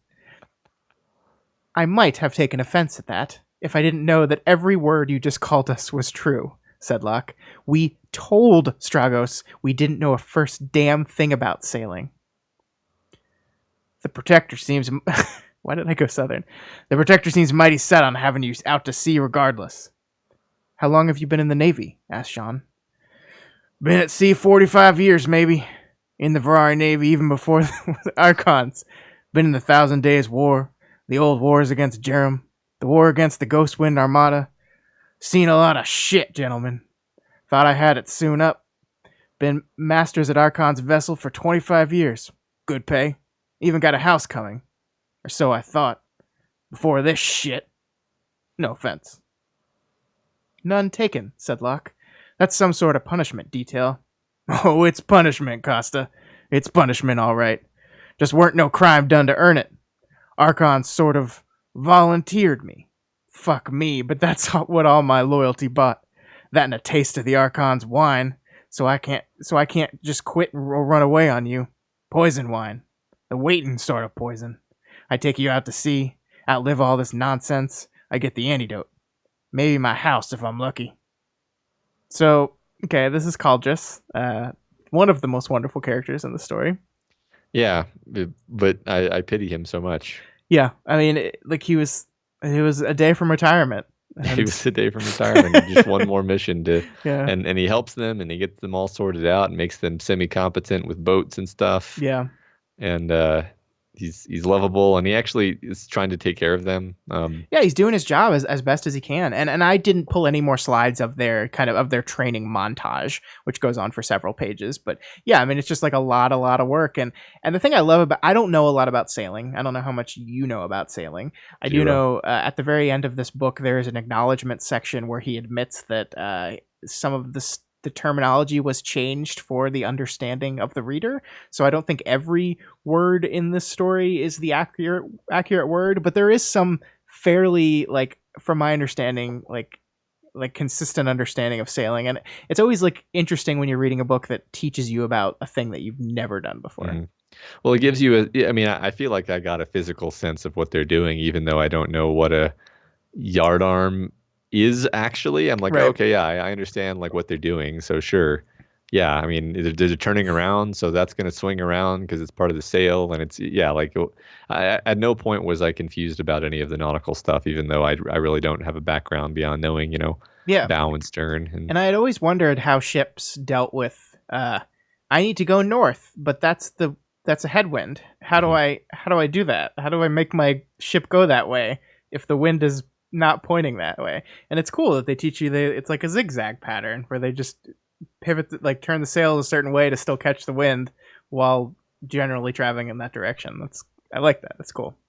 Yeah, I had it explained to me as it's almost treating the sail like a wing, where it's actually creating lift, which isn't something they say in this book because there's no such thing as aviation. But yeah, it's pretty cool actually. Mm-hmm.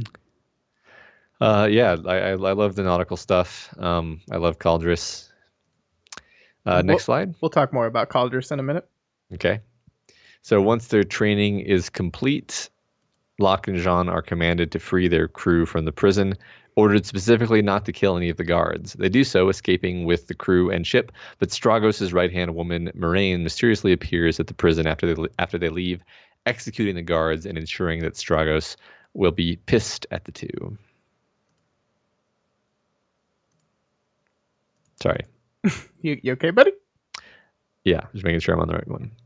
Moraine moved out of her position beside the tower and gave a small wave as the low gray shapes diminished into the south. She loosed the black silk scarf that had covered her lower face and pushed back the hood of her black jacket. She had lain in the shadows beside the tower for nearly 2 hours, waiting patiently for Costa and De Ferra to finish their business. Her own boat was stashed beneath a rocky overhang on the east side of the island, little more than a cockle shell of treated leather over a wood frame. Even in moonlight, it was all but invisible on the water. She padded quietly into the entrance hall of the prison, finding the two guards much where she expected, carelessly strewn about in the grip of Whitfrost sleep. True to the Archon's wishes, Costa and De Ferra had prevented anyone from harming them. Alas for that, she whispered, kneeling over the lieutenant and running a gloved finger across his cheeks. You're a handsome one. She sighed, slipped a knife from its sheath within her jacket, and cut the man's throat with one quick slash. Moving back to avoid the growing pool of blood, she wiped the blade on the guard's chest and contemplated the woman lying across the entrance hall. The two atop the tower could live. It wouldn't be plausible for anyone to have climbed the stairs and gone for them. But she could do the one on the dock, the two here, and the one who was supposed to be downstairs.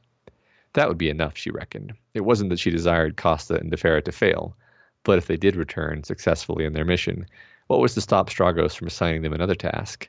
His poison made tools of them indefinitely. And if they could return victorious, well, men like that were better off dead if they couldn't be put to use on behalf of the interests she served. Resolved, she set about finishing the job. The thought that for once it would be entirely painless was a comfort in her work. So do you get the impression that Moraine is part of like the grand plot of the series that hasn't been revealed yet? Yes, that's kind of why I pulled this slide out, because I really wanted to talk about Moraine, and we're seeing both Zendrix and 567 in the chat are saying still don't know wondering what her deal is. And Right. yeah, like this is one of the things I wanted to talk to you about. Is this is the story as a whole is fairly contained. I mean, yes, we're like advancing our characters. Our characters are changing, but there is no clear like overarching story in mind yet, right? We know Locke has a mysterious past.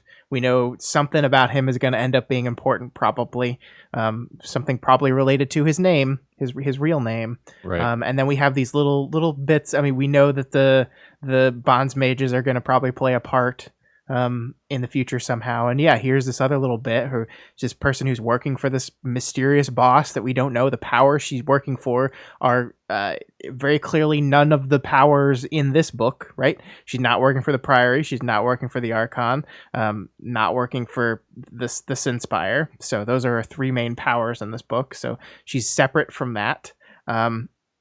It's not clear here that if she knows who they are, right? Because like she's calling them Costa and Defera here, which are their fake names. Right. Yeah, I noticed that, and she also seems to think that the Archon's poison is real, which could either mean she's just not in on the ruse, or it could mean that she is like his trusted lieutenant. So maybe it just means it is real. In either case, we're left doubting. But she's also like hyper competent and completely ruthless, which makes her into the kind of antagonist who you just know is going to come back, especially because she survives the book. Yep. So, but makes it so Locke might not survive the next one. Yeah, she really goes out of her way to try to make sure that they die, actually. Yeah. So yeah. All right, so that's Moraine. Don't know anything else. Yeah. Toby says that it's implied she's an agent of Emberlane. That's interesting. I didn't notice that, if that's the case. We know so little about Emberlane. Yeah, I don't know. I don't remember any details about Emberlane right now. But yeah, I mean that makes sense because if they're being foreshadowed as being like a big power, then sure, that makes sense. Yeah. All right. Next up, Captain Locke and his first mate Jean are successfully pretending to be sailors. Everything is going well. The crew likes them. They're faking things well. Caldris is helping them out a lot. And then, here we go. Caldris's eyes were bloodshot and rolling upward. His mouth hung open, and his waxy skin was glazed with sweat. "Help! Costa!" he whispered, wheezing with a sound that was painful just to hear. Jean grabbed him and held him up. "Damn," he muttered. "He's not just tired. Captain, he needs a bloody physicker." "Help! Costa!" moaned the sailing master. He clawed at his left upper arm with his right hand, and then at his left breast. He squeezed his eyes shut and winced. "Help me?" Locke put a hand beneath Caldris's chin. The man's pulse was wild and erratic. "What do you mean, help me?" "No," Caldris grimaced with concentration, sucking in a harsh breath between each words. "Help me, Costa!" "Lay him on the table," said Jean, and together he and Locke pressed the old man down on his back. "Sweet God," said Locke. "Is this the poison? I don't feel any different." "Nor I," said Jean. Jean, fuck. I think his heart's it's seizing up. I've seen it before. Shit. If we can calm him down, maybe get him to drink something. But Caldris moaned again, dug feebly at the left side of his chest with both hands, and shuddered. His hand fell limp. One long, strangled exhalation escaped from his... I don't know what that was supposed to be. Throat, thank you. And Locke, in rising horror, felt frantically around the base of his neck with the finger of his both hands. "His pulse is gone," Locke whispered. A soft rattle on the cabin roof, gently at first but quickly rising in tempo, told them that the first drops of rain were beginning to fall on the ship. Caldris's eyes, fixed on the ceiling, were lifeless as glass. "Oh, shit," said Jean. I love this because, like, we took so much of the book. We took like 50 pages of prep, right? 50 pages of preparation, and they still kind of suck, but they're just good enough. And then things are going well. They're sailing, and everything's working. The crew likes them, like I said. And then they're just approaching the part of the season that the water is going to get really stormy. And then their dude dies. Right. Yeah. It's explicitly that like Caldris is actually in charge of making all of the sailing decisions, Right. and and he's gonna funnel it through Locke, so it looks like Locke is giving the orders because Locke doesn't know what to do, and now he dies at the Yeah. worst possible time. And I love that. Like as soon as he died, the first drops of rain. Right. It's like his death signifies the stormy season beginning. And what I really like about what the book does with this is because I think you're in this moment of panic too. And when Jean says, "Oh shit," I was thinking, "Oh shit" too. And then what the book does is it kind of makes you briefly wonder, okay, but it's Locke Lamora. Like he's gonna fake his way through this, isn't he? Yeah, he'll figure it out. He's gonna do it. And then it's 2 pages later when the chapter starts, the mutiny began the next morning. It's like he fails so spectacularly, so quickly. It's wonderful. Right. And then later on, someone's like, "You were never a captain or any kind of sailing person, right?" He's like, "Yeah. We could tell." Well, there's one point, I forget the guy's name, but one of his masters is like, "Hey, you should probably take that sail in now." And he's like, "I know that. I thought it should be, I was waiting for later." And now he can't take it down, and that's part of the things that ends up ripping the mast off because it's just so bungling and incompetent, which is such a change for Locke, right? We see him get himself into these crazy situations. We've seen a situation similar to our plant died, and now we're up Schitt's Creek, but he's always gotten out of it before, and it's a spectacular failure. I loved it so much. Yeah. I mean, just because he's really good at thinking on his feet doesn't mean he's really good at figuring out how to operate a giant machine that takes a giant crew of experienced people to run. So, Toby in chat is saying, Locke says, "I bluff the ocean." DM. Yeah, you don't succeed. No. 567 said that Locke's cat catastrophe stressed Caldris into a heart attack. And then says, "Where is this death offering?" Good point. That's true. Yeah, I didn't necessarily make that connection. I just figured he's absolutely under a huge amount of stress, and he can't sleep because he's terrified of leaving anyone in charge of the helm without him around. So he's an old man. He's probably in his 60s, right? Because he's been sailing for 45 years. He is stressed out, not sleeping, terrified of the lack of cats, convinced that this mission's doomed to fail, and poor guy has a heart attack. Yep. And speaking of the anachronism, I mean, this isn't anachronistic, but Scott Lynch knows that we know what a heart attack is, and Scott Lynch knows that we know the symptoms of a heart attack. Right. So we see he clawed at his left upper arm with his right hand, and you immediately are you're immediately like, "Oh shit, I know exactly what this is." He doesn't need a drink of water, guys. Yeah. He's not going to make it. Yeah. Unless you have some nitroglycerin on hand. I don't think so. No, I doubt it. Some Advil. I mean, although it is interesting that the physicers actually seem to have what seems like an anachronistically advanced medical science, but that doesn't mean that Locke and Jean know anything about that. Right. Yeah. All right, next slide. Mutinied and abandoned, Locke and Jean's ship sails off without them and then immediately gets captured by pirates. Fortunately, the pirates are nice enough to swing by and rescue the two as well.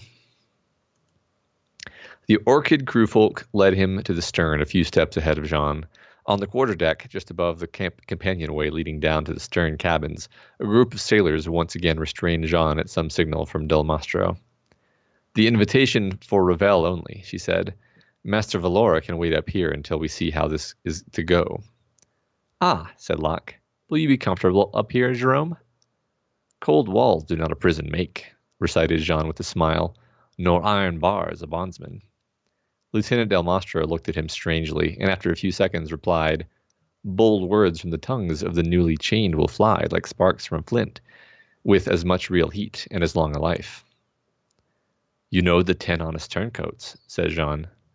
"As do you. Very interesting." And completely beside the point, she gave Locke a gentle push toward the companionway. "Stay here, Valora. Lift a finger in an unfriendly fashion and you'll die where you stand." "My fingers will be on their best behavior." Meet cute. Oh, it's a meet cute. Look, Yeah. they're in love already. She already ordered him to strip, so. Yeah. I love, and completely besides the point. Like she wanted to ask him more questions about it and be like, "Well, what's your favorite? Like why? Like it's adorable. It's adorable. I love this couple. I love Ezri. Is that how you pronounce her name? I think so. Ezri, yeah. Okay. Zendrex is challenging me on nitroglycerin being used to treat heart attacks. It is used to treat heart attacks. Seriously? Yeah. Yes, it is. Matt? You can Google it. I just did to check that I was right. Anyway. This is not what the book is about, but we're going to be looking that up later. I just looked it up. It's true. Yeah, I mean, it's so crazy to me because I was like, one of the many things about this book that's weird is that when we get to the pirate stuff, I'm like, no, I want to resolve the Sin Spire thing and the Archon thing. What is this shit? But then like you fall in love, you fall in love with all of the pirate characters like immediately, and then you're like, oh, all right, forget about all that other stuff. Let's just be pirates. You're right. Yeah. Ezri's such a great character. So is Zamira. They're wonderful, complicated, interesting characters. Like I love that Zamira is this like gruff old pirate with her kids on board, her adorable little kids, and we meet her as the scary woman, and then we immediately go like where she's giving a lesson to her kids, like how many masts does the ship have? Like it's this adorable like kind of contradiction, and I love her. I love her so much. I hope we see her again. Yeah, right. That's such a cool and complicated concept for a character of like a woman who is sort of living the same life that Locke is, where it is a life of crime, and she's never going to settle down and be a normal person, but she has kids. So it's like, how do you square that? How do you bring the kids along with you on this dangerous life? And one of I forget who actually challenges her on this, like, why are you exposing the kids to this danger? And she's like, you expose your kids to danger no matter what you do. And in fact, at least this way, I have some like control over the dangers I'm exposing them to. Yeah. So, yeah, love the pirate stuff. Yeah, love it too. And there's Zendrex copy pasting your Google, Matt. So there you go. Yeah. There we go. Confirmed. Nitroglycerin hearts. Yeah. I watched doctor shows, guys. I've watched House. Did you get this from House? Yeah, that's definitely a House thing. I don't know where I got it from, but probably a doctor show, almost certainly. All right. So they are invited on to be part of what's the name of the shitty crew assignment that they get? I forget. It's like the Scrub Watch. Yeah, Scrub Watch or something like that. So yeah, they get to be on the Scrub Watch. So they're now members, sort of the Poison Orchids crew, which is the name of Zamira's ship, and they're doing some pirating. And then Locke sees this as an opportunity to make a name for himself and get onto the crew. Oh yeah. It was up to him to do something crazy first. He leapt up, holding fast to one of the lines by which the cask was suspended from a winding tackle, and dodged another spear thrust. No good trying to cut out the lines leading down from the tackle. That could take minutes. He tried to remember the patterns of ropes and blocks Caldris had drilled into him. His eyes darted along the single taut line, then fell from the winding tackle to a snatch block at one quarter of the cargo hatch. Yes, that line led across the deck, disappearing beneath the throng of combatants. It would run to the capstan, and if it was cut... Gritting his teeth, he gave the taut line a good slash with the fort of his blade, feeling the saber bite hemp. A thrown hatchet whizzed past his shoulder, missing by the width of his little finger. He slashed the line again and again, driving the blade with all the force he could muster.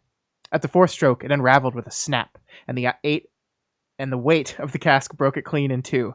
Locke rode the barrel down into the hold, his eyes squeezed firmly shut. Someone screamed, saving him the trouble of doing so himself.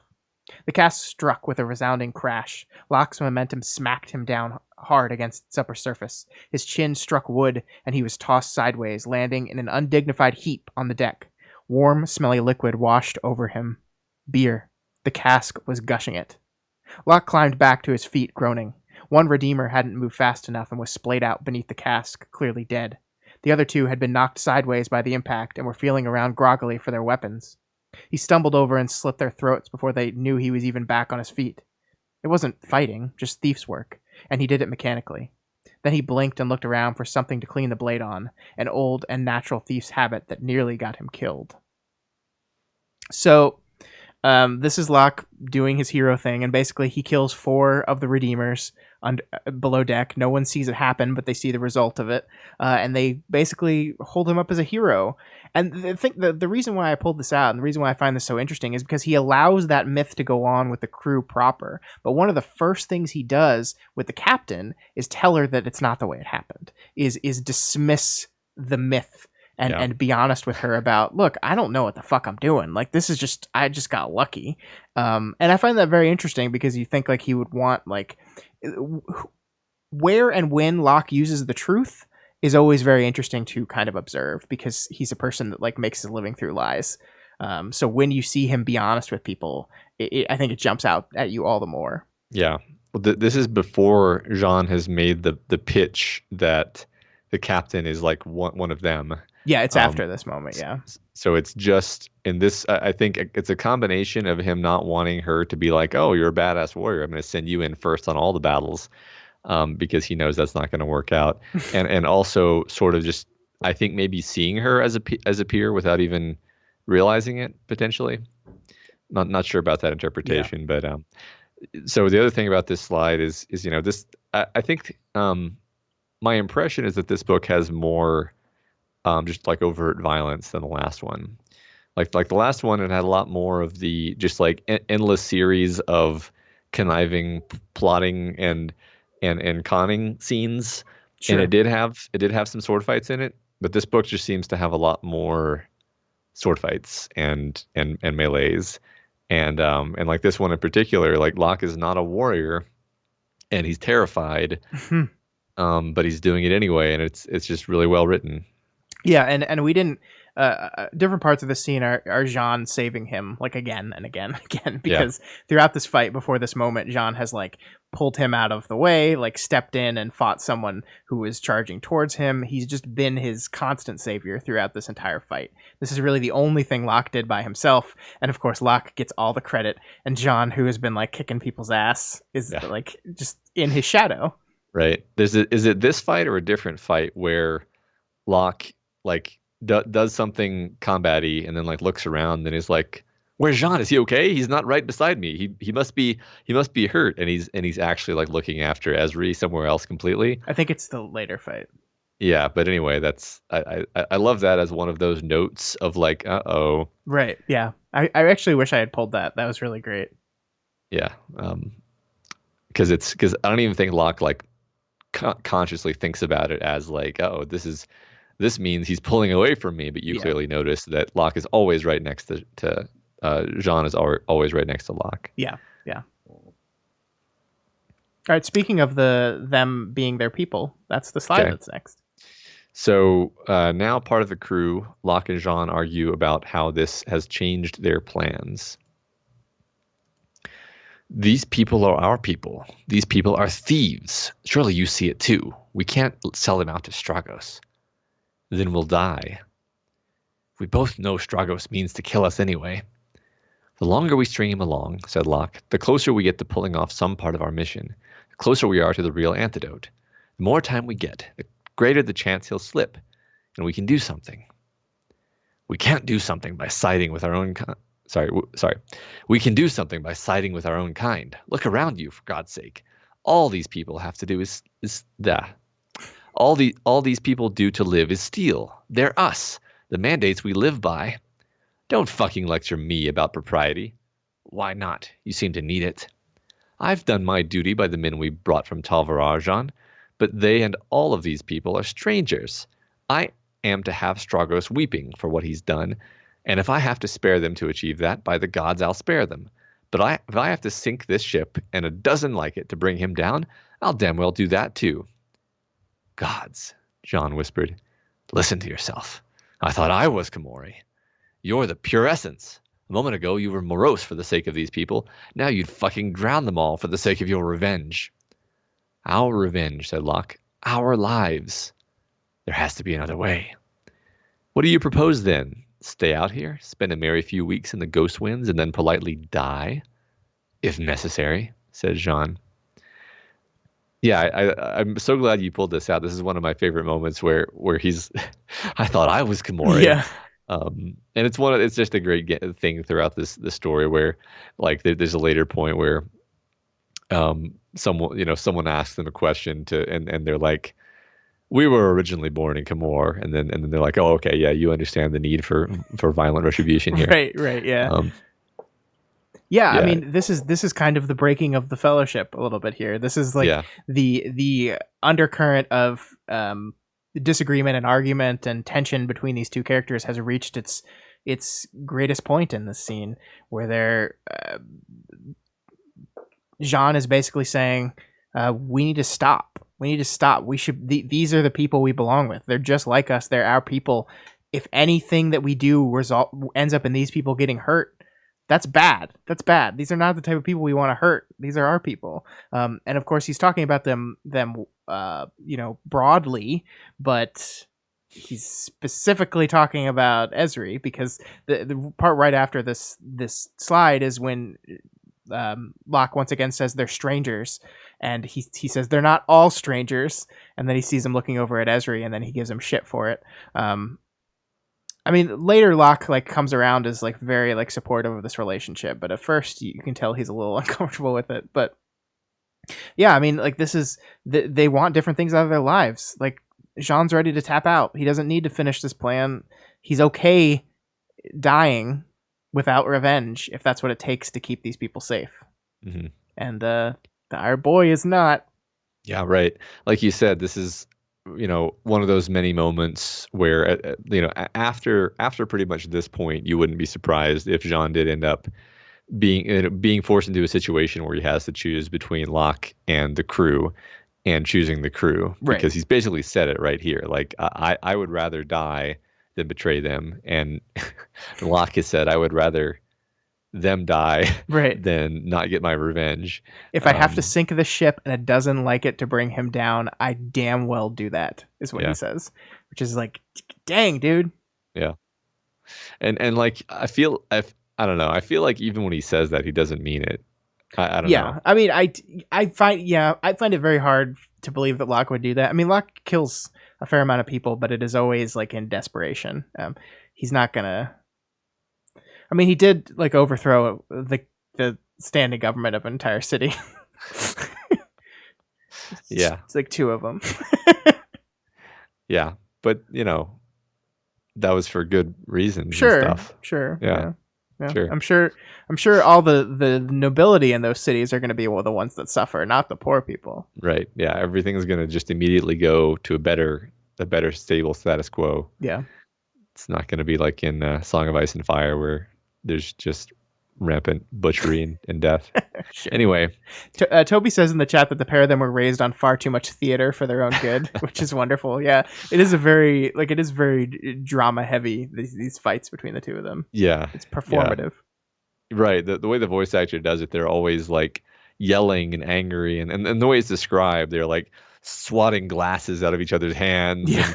and it reminds me of kind of the stereotype of Italians, which is why I kept calling the Lives of Locke Lamora like fantasy Florence. Also, the fact that all the words sound kind of Italian, particularly Italian, and it's like this honor culture with duels and everything. Yeah. Yeah.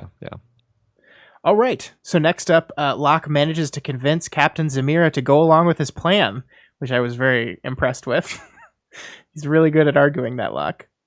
Yeah. But in doing so, Ezri, who by this point has started a relationship with Jean, finds out about the poison, and she's not happy about it, Matt. I love you, Jean, she whispered at last. I love you, Ezri. Saying it was like allowing some sudden release of pressure behind his heart.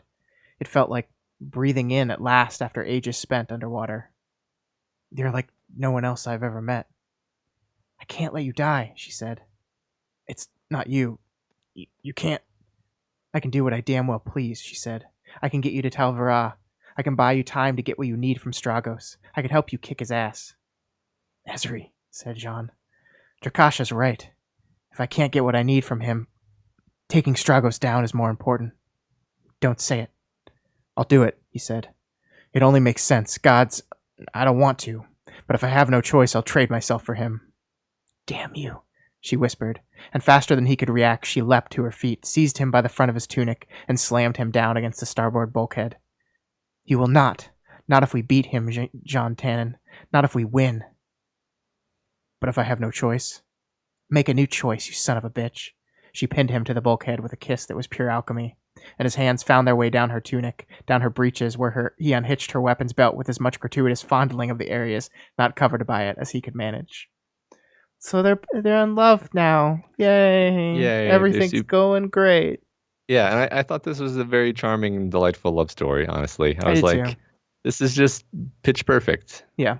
Every bit about it. And I care about them both. And I want them to be happy. I want them both individually to be happy, and I want them to be happy together because they're a great match. Yeah. And I'm so glad that they end up together and the end.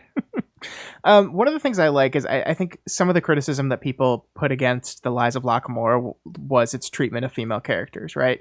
That they were kind of not as important to the story, and then I think barreled, not fridged, but barreled.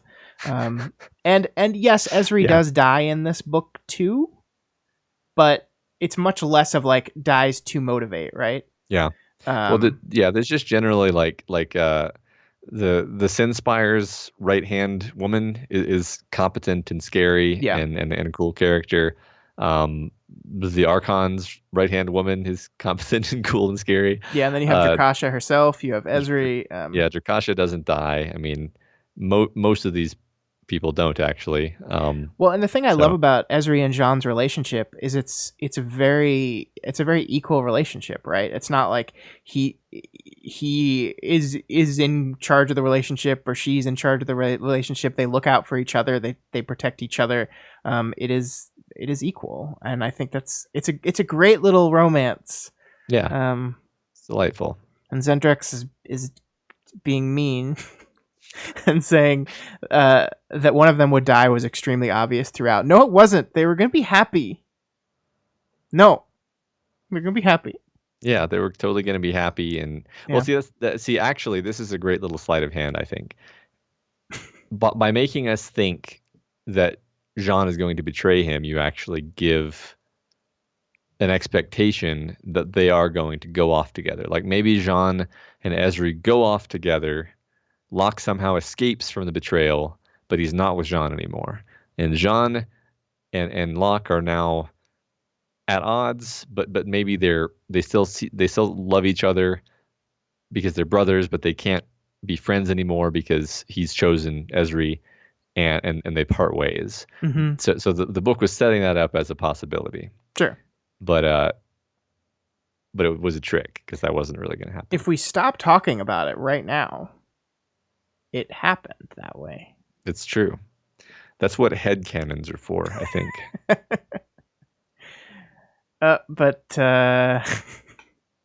it's not to be, Matt. It's not to be. All right. We have to move on. Next slide. We jumped ahead a little bit up here because there's too much in this book. Yeah, there is. So outside Talvara, one of Zimara's pirate friends betrays them, and a fierce battle ensues. Ezri sacrifices herself to save their ship. Crooked Warden, silent 13th, your servant calls.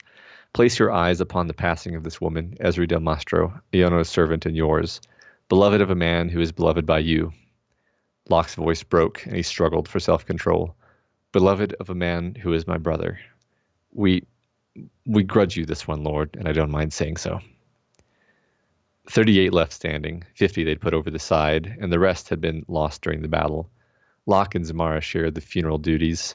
Locke's recitations had grown more numb with each one, but now, at this last ritual of the night, he found himself cursing the day he'd been chose as a priest of the Crooked Warden. His presumed 13th birthday, under the orphan's moon. What power and what magic it had seemed back then, the power and the magic to give funeral orations. He scowled, buried his cynical thoughts for Ezri's sake, and continued. This is the woman who saved us all. This is the woman who beat Jafrim Rodinov.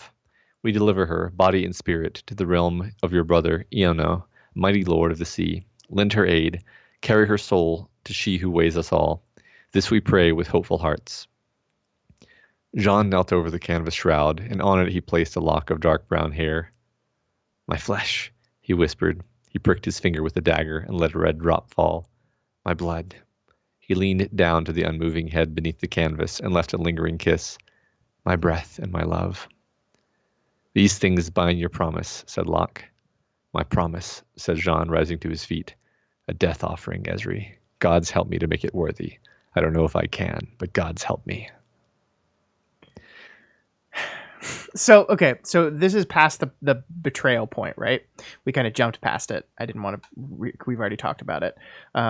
So I think Locke has already come to his realization, and then we see he's maybe accepted Ezri, accepted that Jean needs to be with Ezri more than Jean needs to be with him, and then Ezri is taken from him, and I think that's what devastates Locke so much, is that he's sad on Jean's behalf more than he's sad about losing Ezri herself, which is not to devalue his feelings toward her, but like he's sad for his brother. Yeah, I feel the same. I feel like he's always been way more attached to Jean than he has to any of these other people. Yeah. But he definitely has the empathy.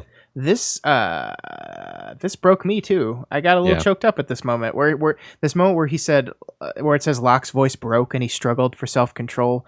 Beloved of a man who is my brother. That line, beloved of a man who is my brother.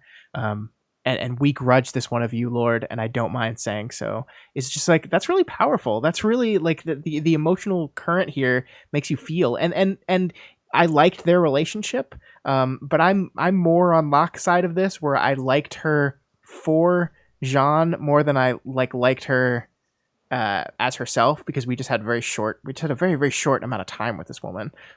She seemed interesting, she seemed cool, but I'm more sad. I'm more empathizing with Jean in this moment than I am her, just because I've known him longer. Right.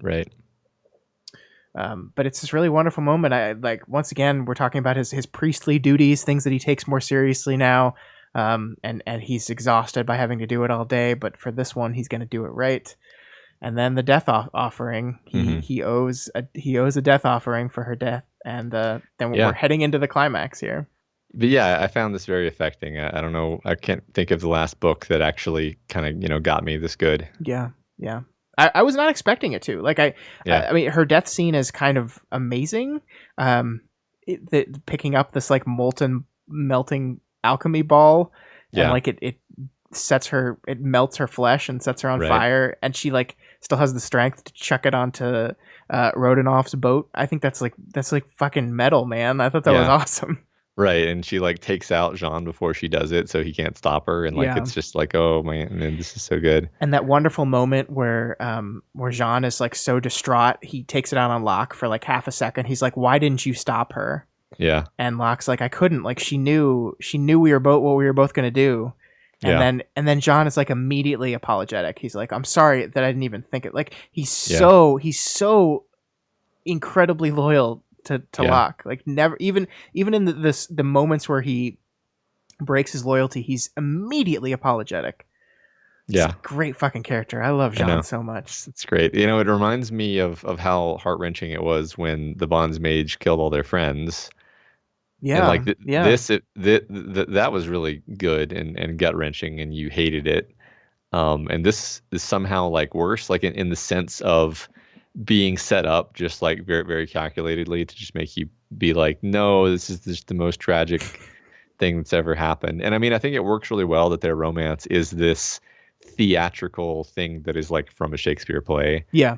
And they're both so into that aspect of it. And then, when she dies, he does this elaborate thing where he gives a drop of blood and makes a death offering, which again is very theatrical and romantic, and it doesn't feel forced at all, because that was always woven into the fabric of their relationship. Yeah, from their initial connection being the Shakespeare of the Lynchian world, which is basically what that poet, what is it, Lacona or something? I can't remember his name, but something like that. Yeah, you're absolutely right. Locarno, Locarno. There you go.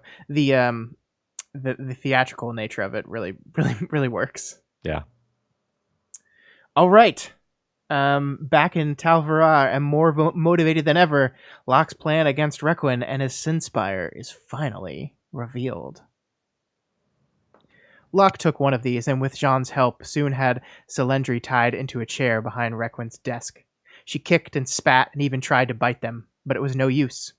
Once she was secured, Locke picked the knife out of a pile of tools on the ground while Jean got to work smashing the other 3 chairs and extracting their hidden contents.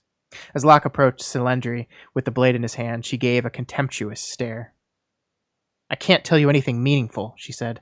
"The vault is at the base of the tower, and you've just sealed yourself up here. So frighten me all you like, Costa, but I have no idea what you think you're doing." "Oh, you think this is for you?" Locke smiled.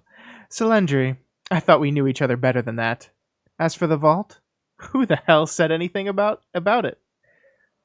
"Your work to find a way in." "I lied, Selendri. I've been known to do that. You think I was really experimenting on clockwork locks and keeping notes for Maxillian Stragos? Like hell.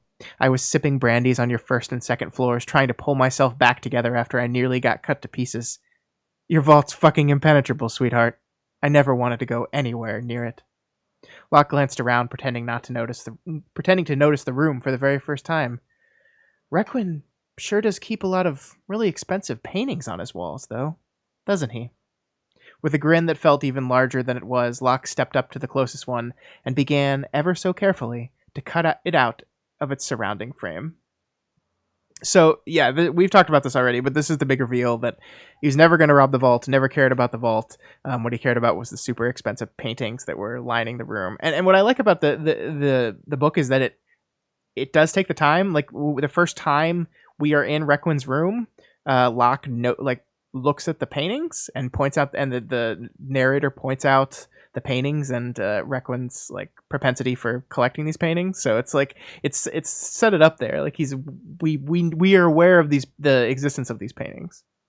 Yeah, I didn't go back and check because it's really hard to do in an audio format, but Sure. I figured that it probably was because I was like, yeah, I mean, I'm sure he described this room before, and I didn't need to check really. Mm-hmm. But yeah. Were you? I get so. My question here is, and I don't want to be like I love this book, so I'm just kind of searching the way through. I feel like, we had the playing cards. There was actually the alchemical cement. We had the chairs, which were like this mysterious thing. Were you kind of let down by the simplicity of the plan? Yeah, kind of, but also I was tickled by the fact that I was so thoroughly misdirected. True, Like you misdirect me to make me think it's going to be in like an Ocean's 11 thing, and it's actually just like, no, we're just stealing the paperweight off your desk and they're happy to settle for it because it's still more than enough money basically. Yeah. But and of course the vault is this red herring, like we said, where everyone's like, no, the vault is completely inaccessible. It seriously is.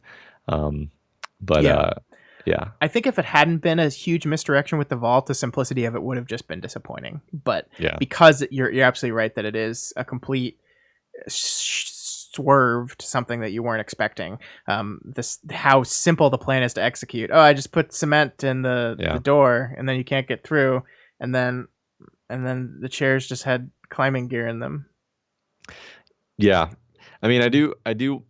There are. I feel like this might be one of the places where you can see the seams of the novel, like where there's the bit where the pirate captain's children find the cards and they're playing with the cards, and one of them gets wet, and then it turns into the cement, and then it turns into a whole thing, and it's like that to me felt like when it was happening. Even I was like, okay, I get it. We're setting up the cards. Right. We're going to use the cards later, and it just seemed like, I don't know, sometimes I feel like I can see where an author went back and added something so that something later would make sense. And usually Lynch is really good at doing that in a way where you don't see the seams. You don't think like, oh yeah, this is being inserted.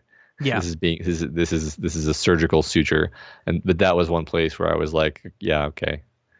Why would they have found the cards? That doesn't really make sense. Yeah, and But and it just so happened that like the cards are only activated by strong liquor, and it just so happened that the kids spilled liquor on the card. It wasn't just that they were playing with the cards; is that they just have. Yeah, I mean, like the thing about that is I think the chairs are set up so well to contrast with the cards. Like we have this whole excursion he takes to get the chairs, and we take some time showing that, and of course the other narrative reason for that trip is the game, the chessboard game we were talking about. So like we're kind of focused on that and not necessarily we know the chairs are going to play into the thing obviously somehow. We come back to the chairs again when he just like casually says, oh, I won these from someone and I needed a place to store them, so how about your office?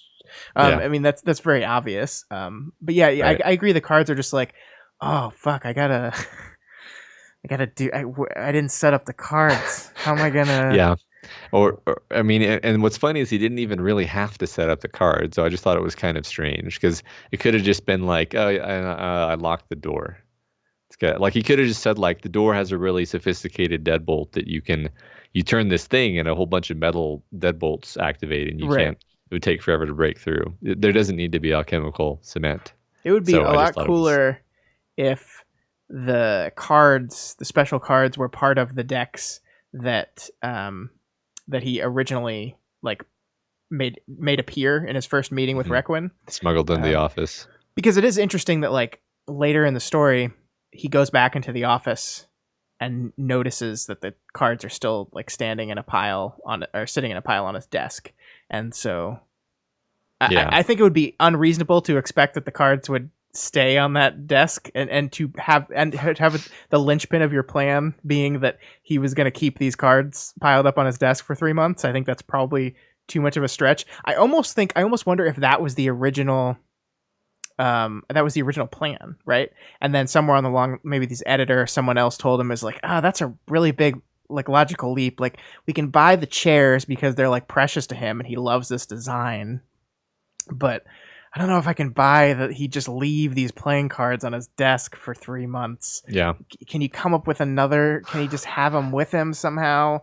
Right. I mean, and you can stretch that. You can say like the point of smuggling the first set of cards in was to actually demonstrate to himself that he could actually smuggle cards into the office without having them stolen off of him. Well, but then they find the cards anyway.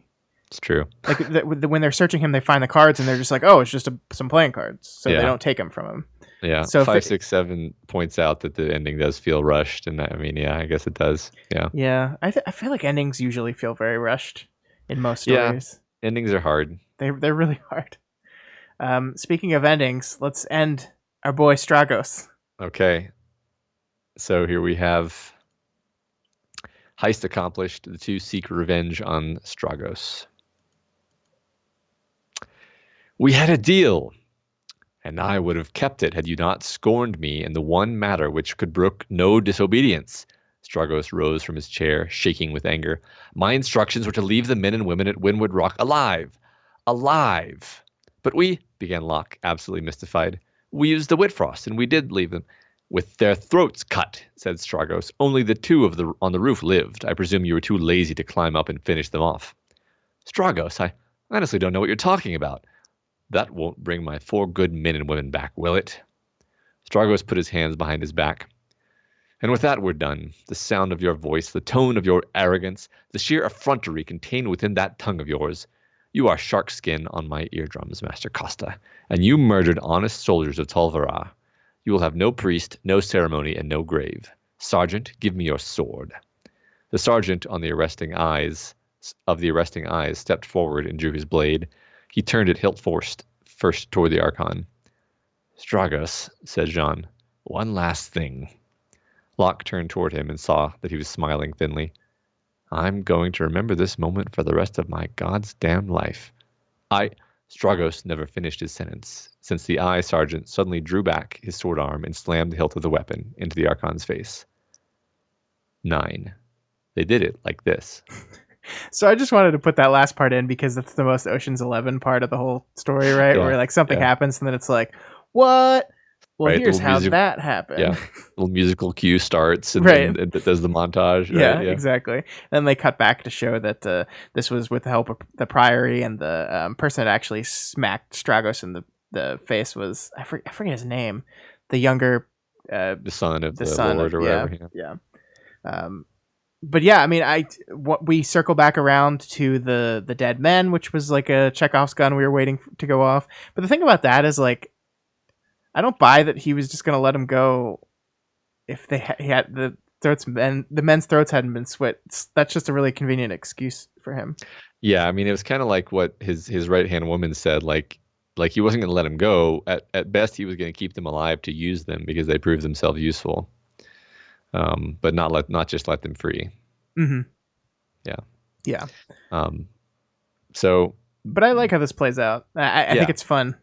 Yeah, it was satisfying. Everything is put in place well enough that the record scratch, they did it like this part feels good, feels satisfying, makes sense. Yeah.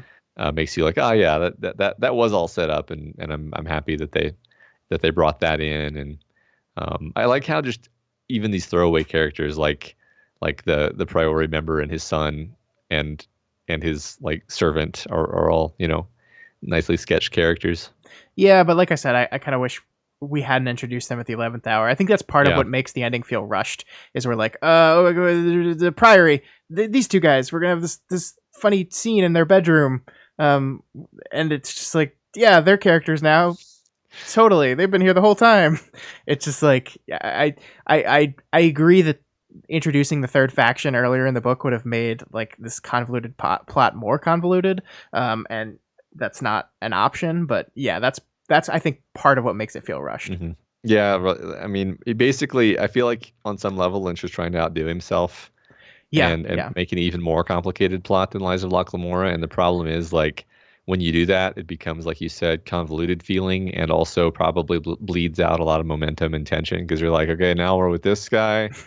I already forgot what we're doing. Yeah, and which isn't to say that this story doesn't work. I think the story works very well. It's just the things that would have fixed one part of the story would have hurt another part of the story, right? And so it comes to a time where you have to make a decision. Do I establish the Priory earlier and hurt the early momentum of the story, or do I make the ending feel quicker, which is not necessarily a bad thing because it's the end.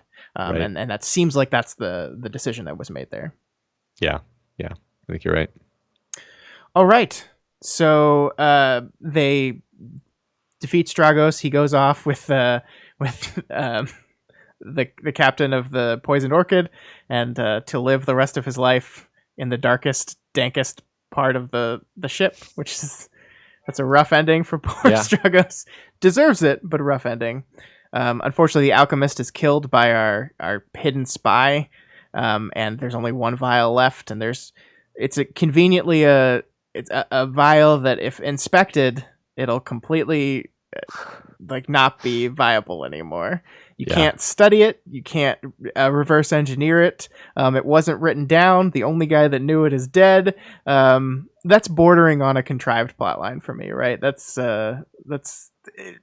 very convenient to the point where I'm starting to wonder if the poison is even real. Yeah, I mean, I won't at all be surprised if the poison is revealed to not be real in the next book. But then again, it is left ambiguous enough where he doesn't tip his hand either way. So. Sure.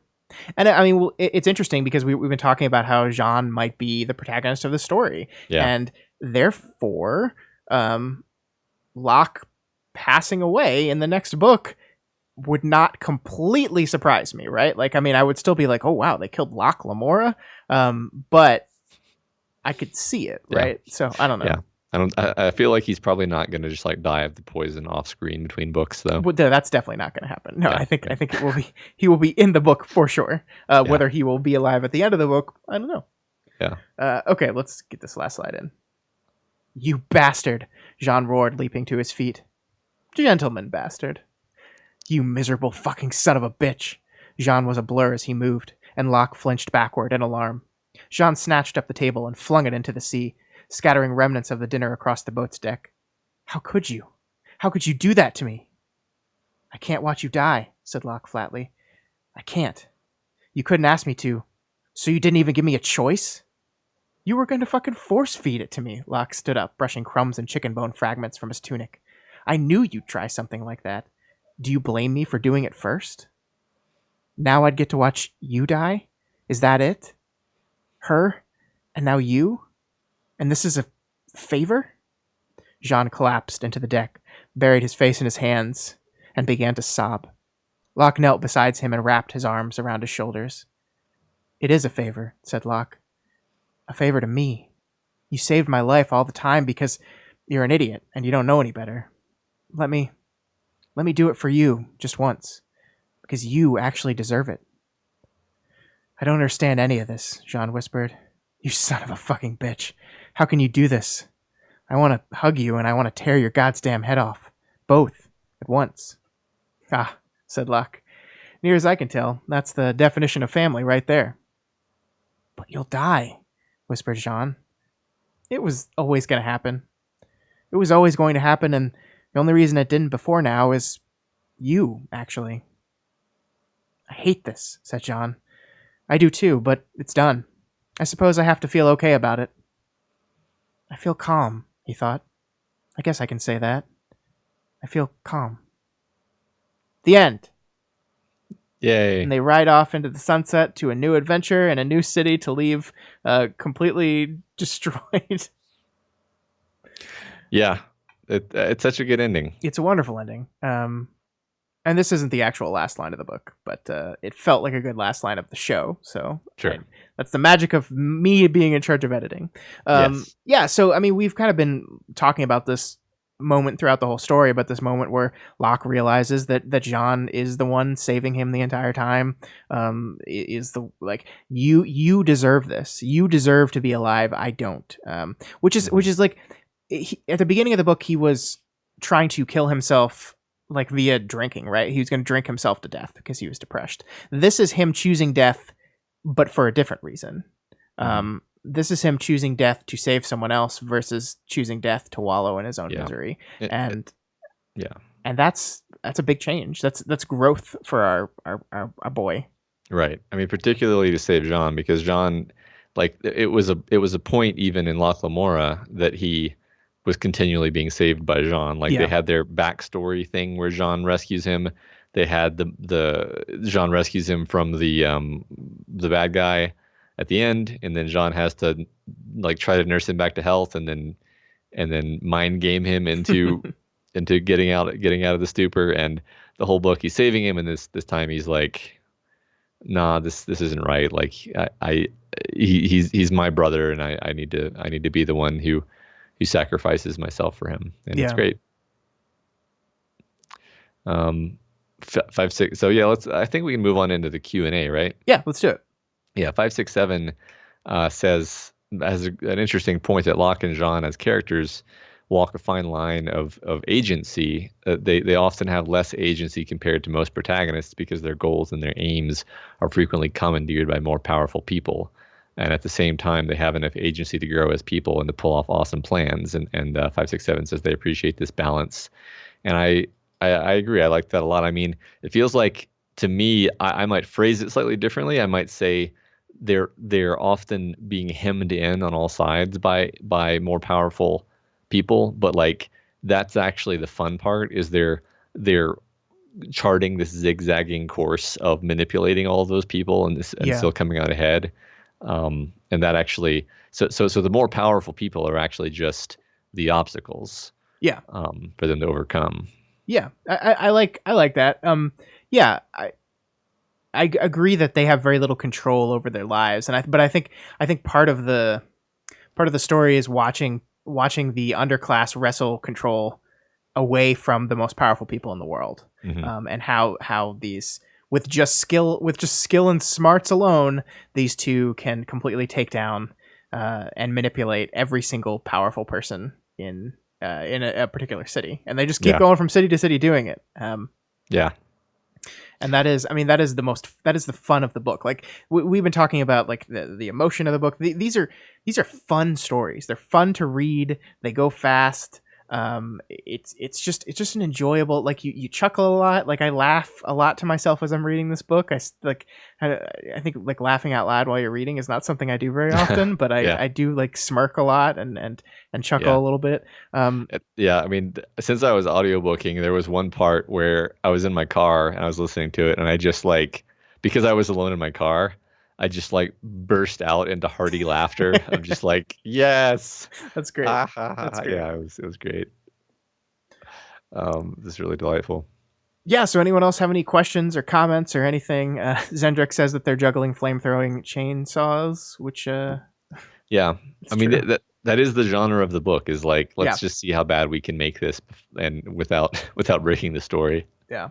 And I think maybe Lynch actually pushes up against the boundary of the story starts to wobble, but it's still very sound and enjoyable.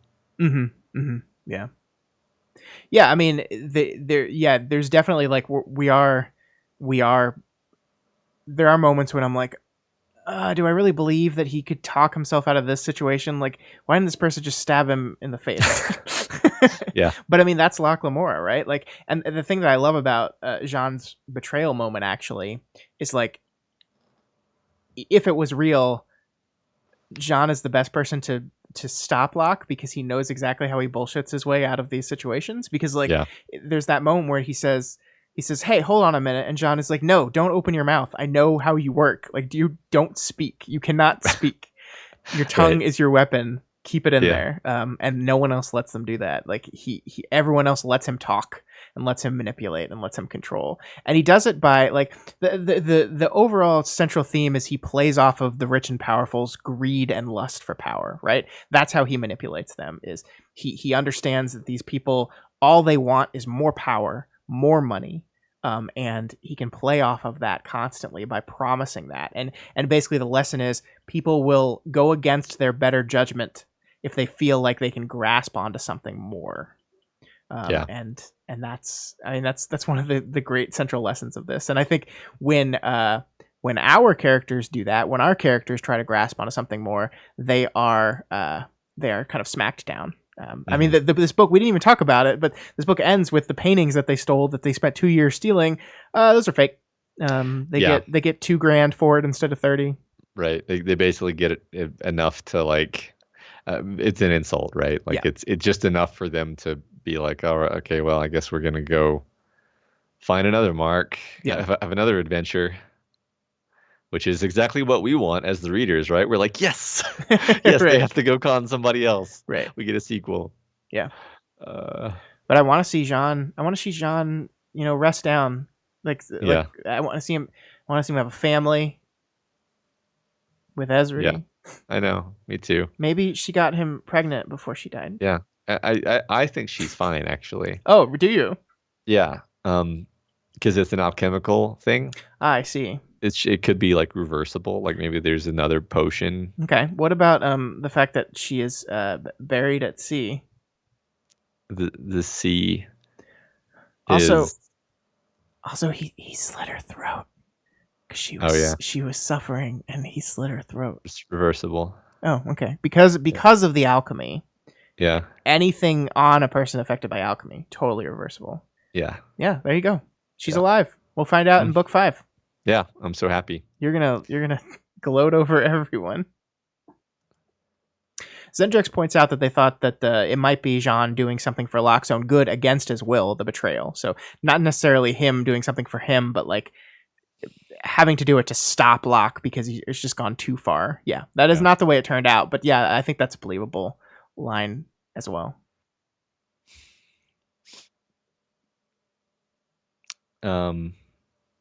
Toby asks if we see them taking another shot at destroying Mr. Sin Spire.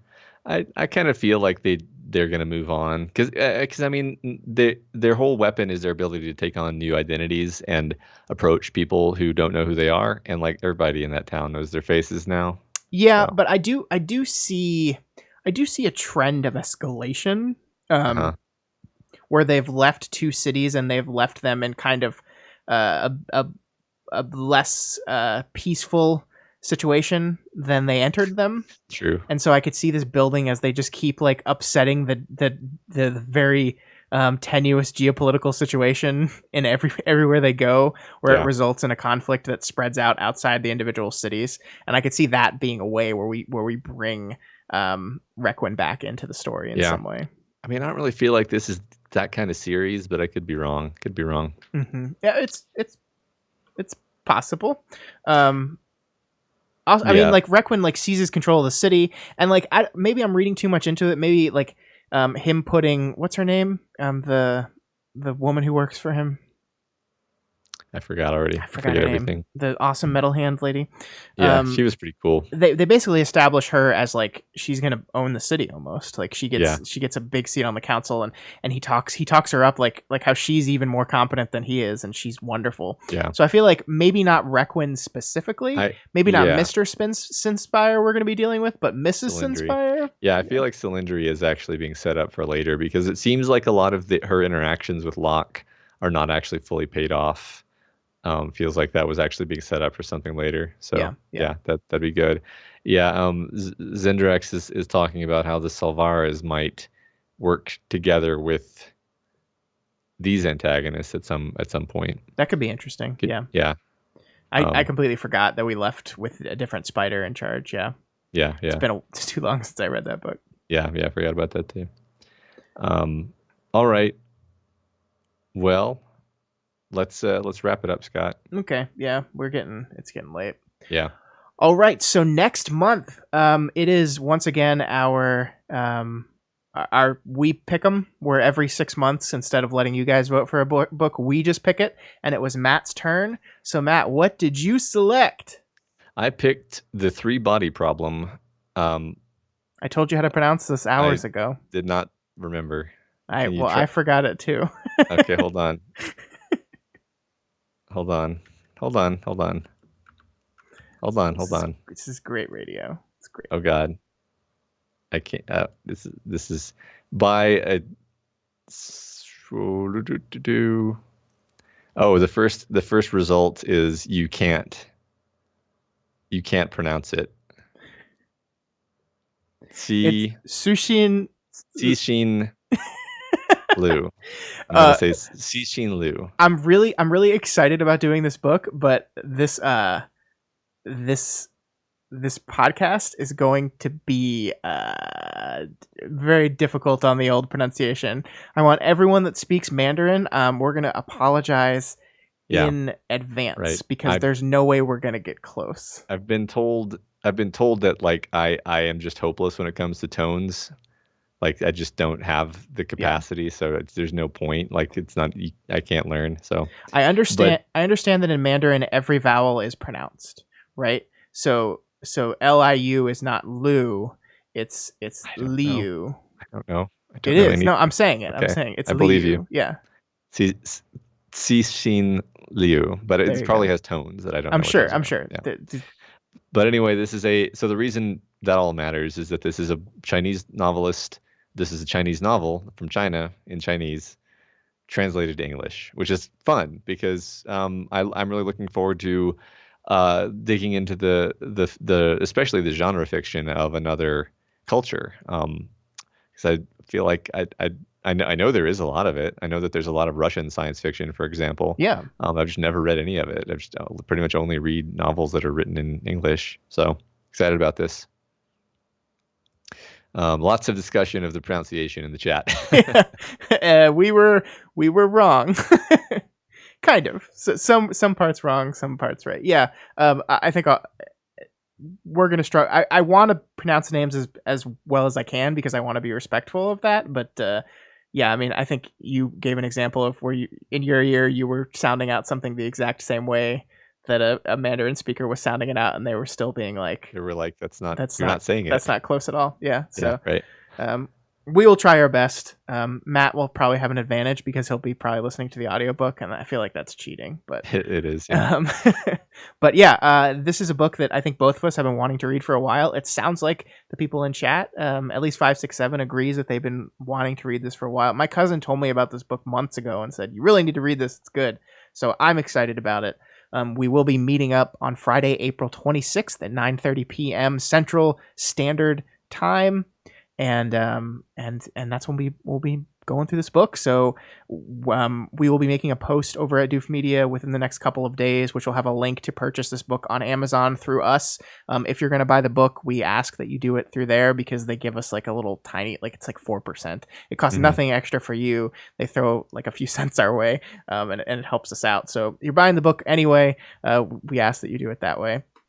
Yeah. And if you want us to focus on anything, if you want us to talk about anything, or you have any questions or comments as you're going through the book, we would love for you guys to send those to us, and it helps kind of us tailor our conversation. If you've read this book many times before, you really like this book, and you have specific things that you think will be worthy of talking about, reach out to us. Send us an email at doofmedia@gmail.com, or tweet at us at doofmedia, and we'll write that stuff down, and we'll make sure that we tailor the conversation around some of that stuff. Yeah, that's right. Can't wait to hear your feedback on that one. And, I'm excited to start this one. Zendrak says that's when Avengers comes out. Well, not if you go see it on Thursday, like I'm doing. I haven't bought my tickets yet, but I'm gonna try. Yeah, we can probably call them, and they can delay the Avengers by a week for us. I think they'll do that. Yeah. Go see it on Thursday, everyone. Come on, Thursday. If you're a real Marvel fans, you'd see it on Thursday. That's all I'm saying. That's right. All right, guys. Thank you so much for everyone that hung out with us live. I had a lot of fun with this book. I had a lot of fun with this conversation. I kind of want to save the third book to come back to again for the book club, like make this our tradition. But also, I really want to read the third book, so it's gonna be it's gonna be interesting. I think I might have to just read it, and then maybe we can come back around to it later. But I don't know. Maybe I'll have discipline, even though I've never had discipline ever before. Yeah, and any of you that are listening via the audio only version, via the podcast after the fact, I know it's Avengers Day, but come hang out with us live next week if you can. I think it's a lot of fun. I think the people in chat generally enjoy it, and I think it makes a better show when there's more people talking. So come hang out with us. Yeah. And if you like what we do here at Doof Media and want to see more of it, head on over to our Patreon page, patreon.com/doofmedia, and consider donating $1 a month or whatever else you can afford. You get access to our private Discord server, as well as the ability to vote for books, which books we cover on these book clubs, and other cool benefits. So go check it out. That's right. And once again, if you have any questions, comments, anything you want to say, send us an email at doofmedia@gmail.com, tweet at us at doofmedia, or just go to our website, doofmedia.com, and leave us comments on those. We do have comments turned on our website. No one really does that, but they're there. Yeah, but we'll check them. Thanks for hanging out, everyone, and we'll see you all next month. Boop. It's always 2.5 hours, no matter how many slides I do. Are we on air still? Yeah. Okay, I need to go check on some sounds that I'm hearing. So yeah, I think we're probably just gonna shut it down. I'm really tired. It's been a really long week for me, and I want to go to bed. So okay. Thanks for hanging out, everybody. Yep. Yeah, I've got to go check on some. Yeah, you go. I'll shut it down. Yeah. All right. Boop. It's always 2.5 hours, no matter how much, unless I'm hearing myself. All right, guys. Yeah, shutting it down. Thanks for hanging out. It was a lot of fun. Enjoy your weekend, everyone. I know I will. And we'll be back next week with more things. There's going to be more things.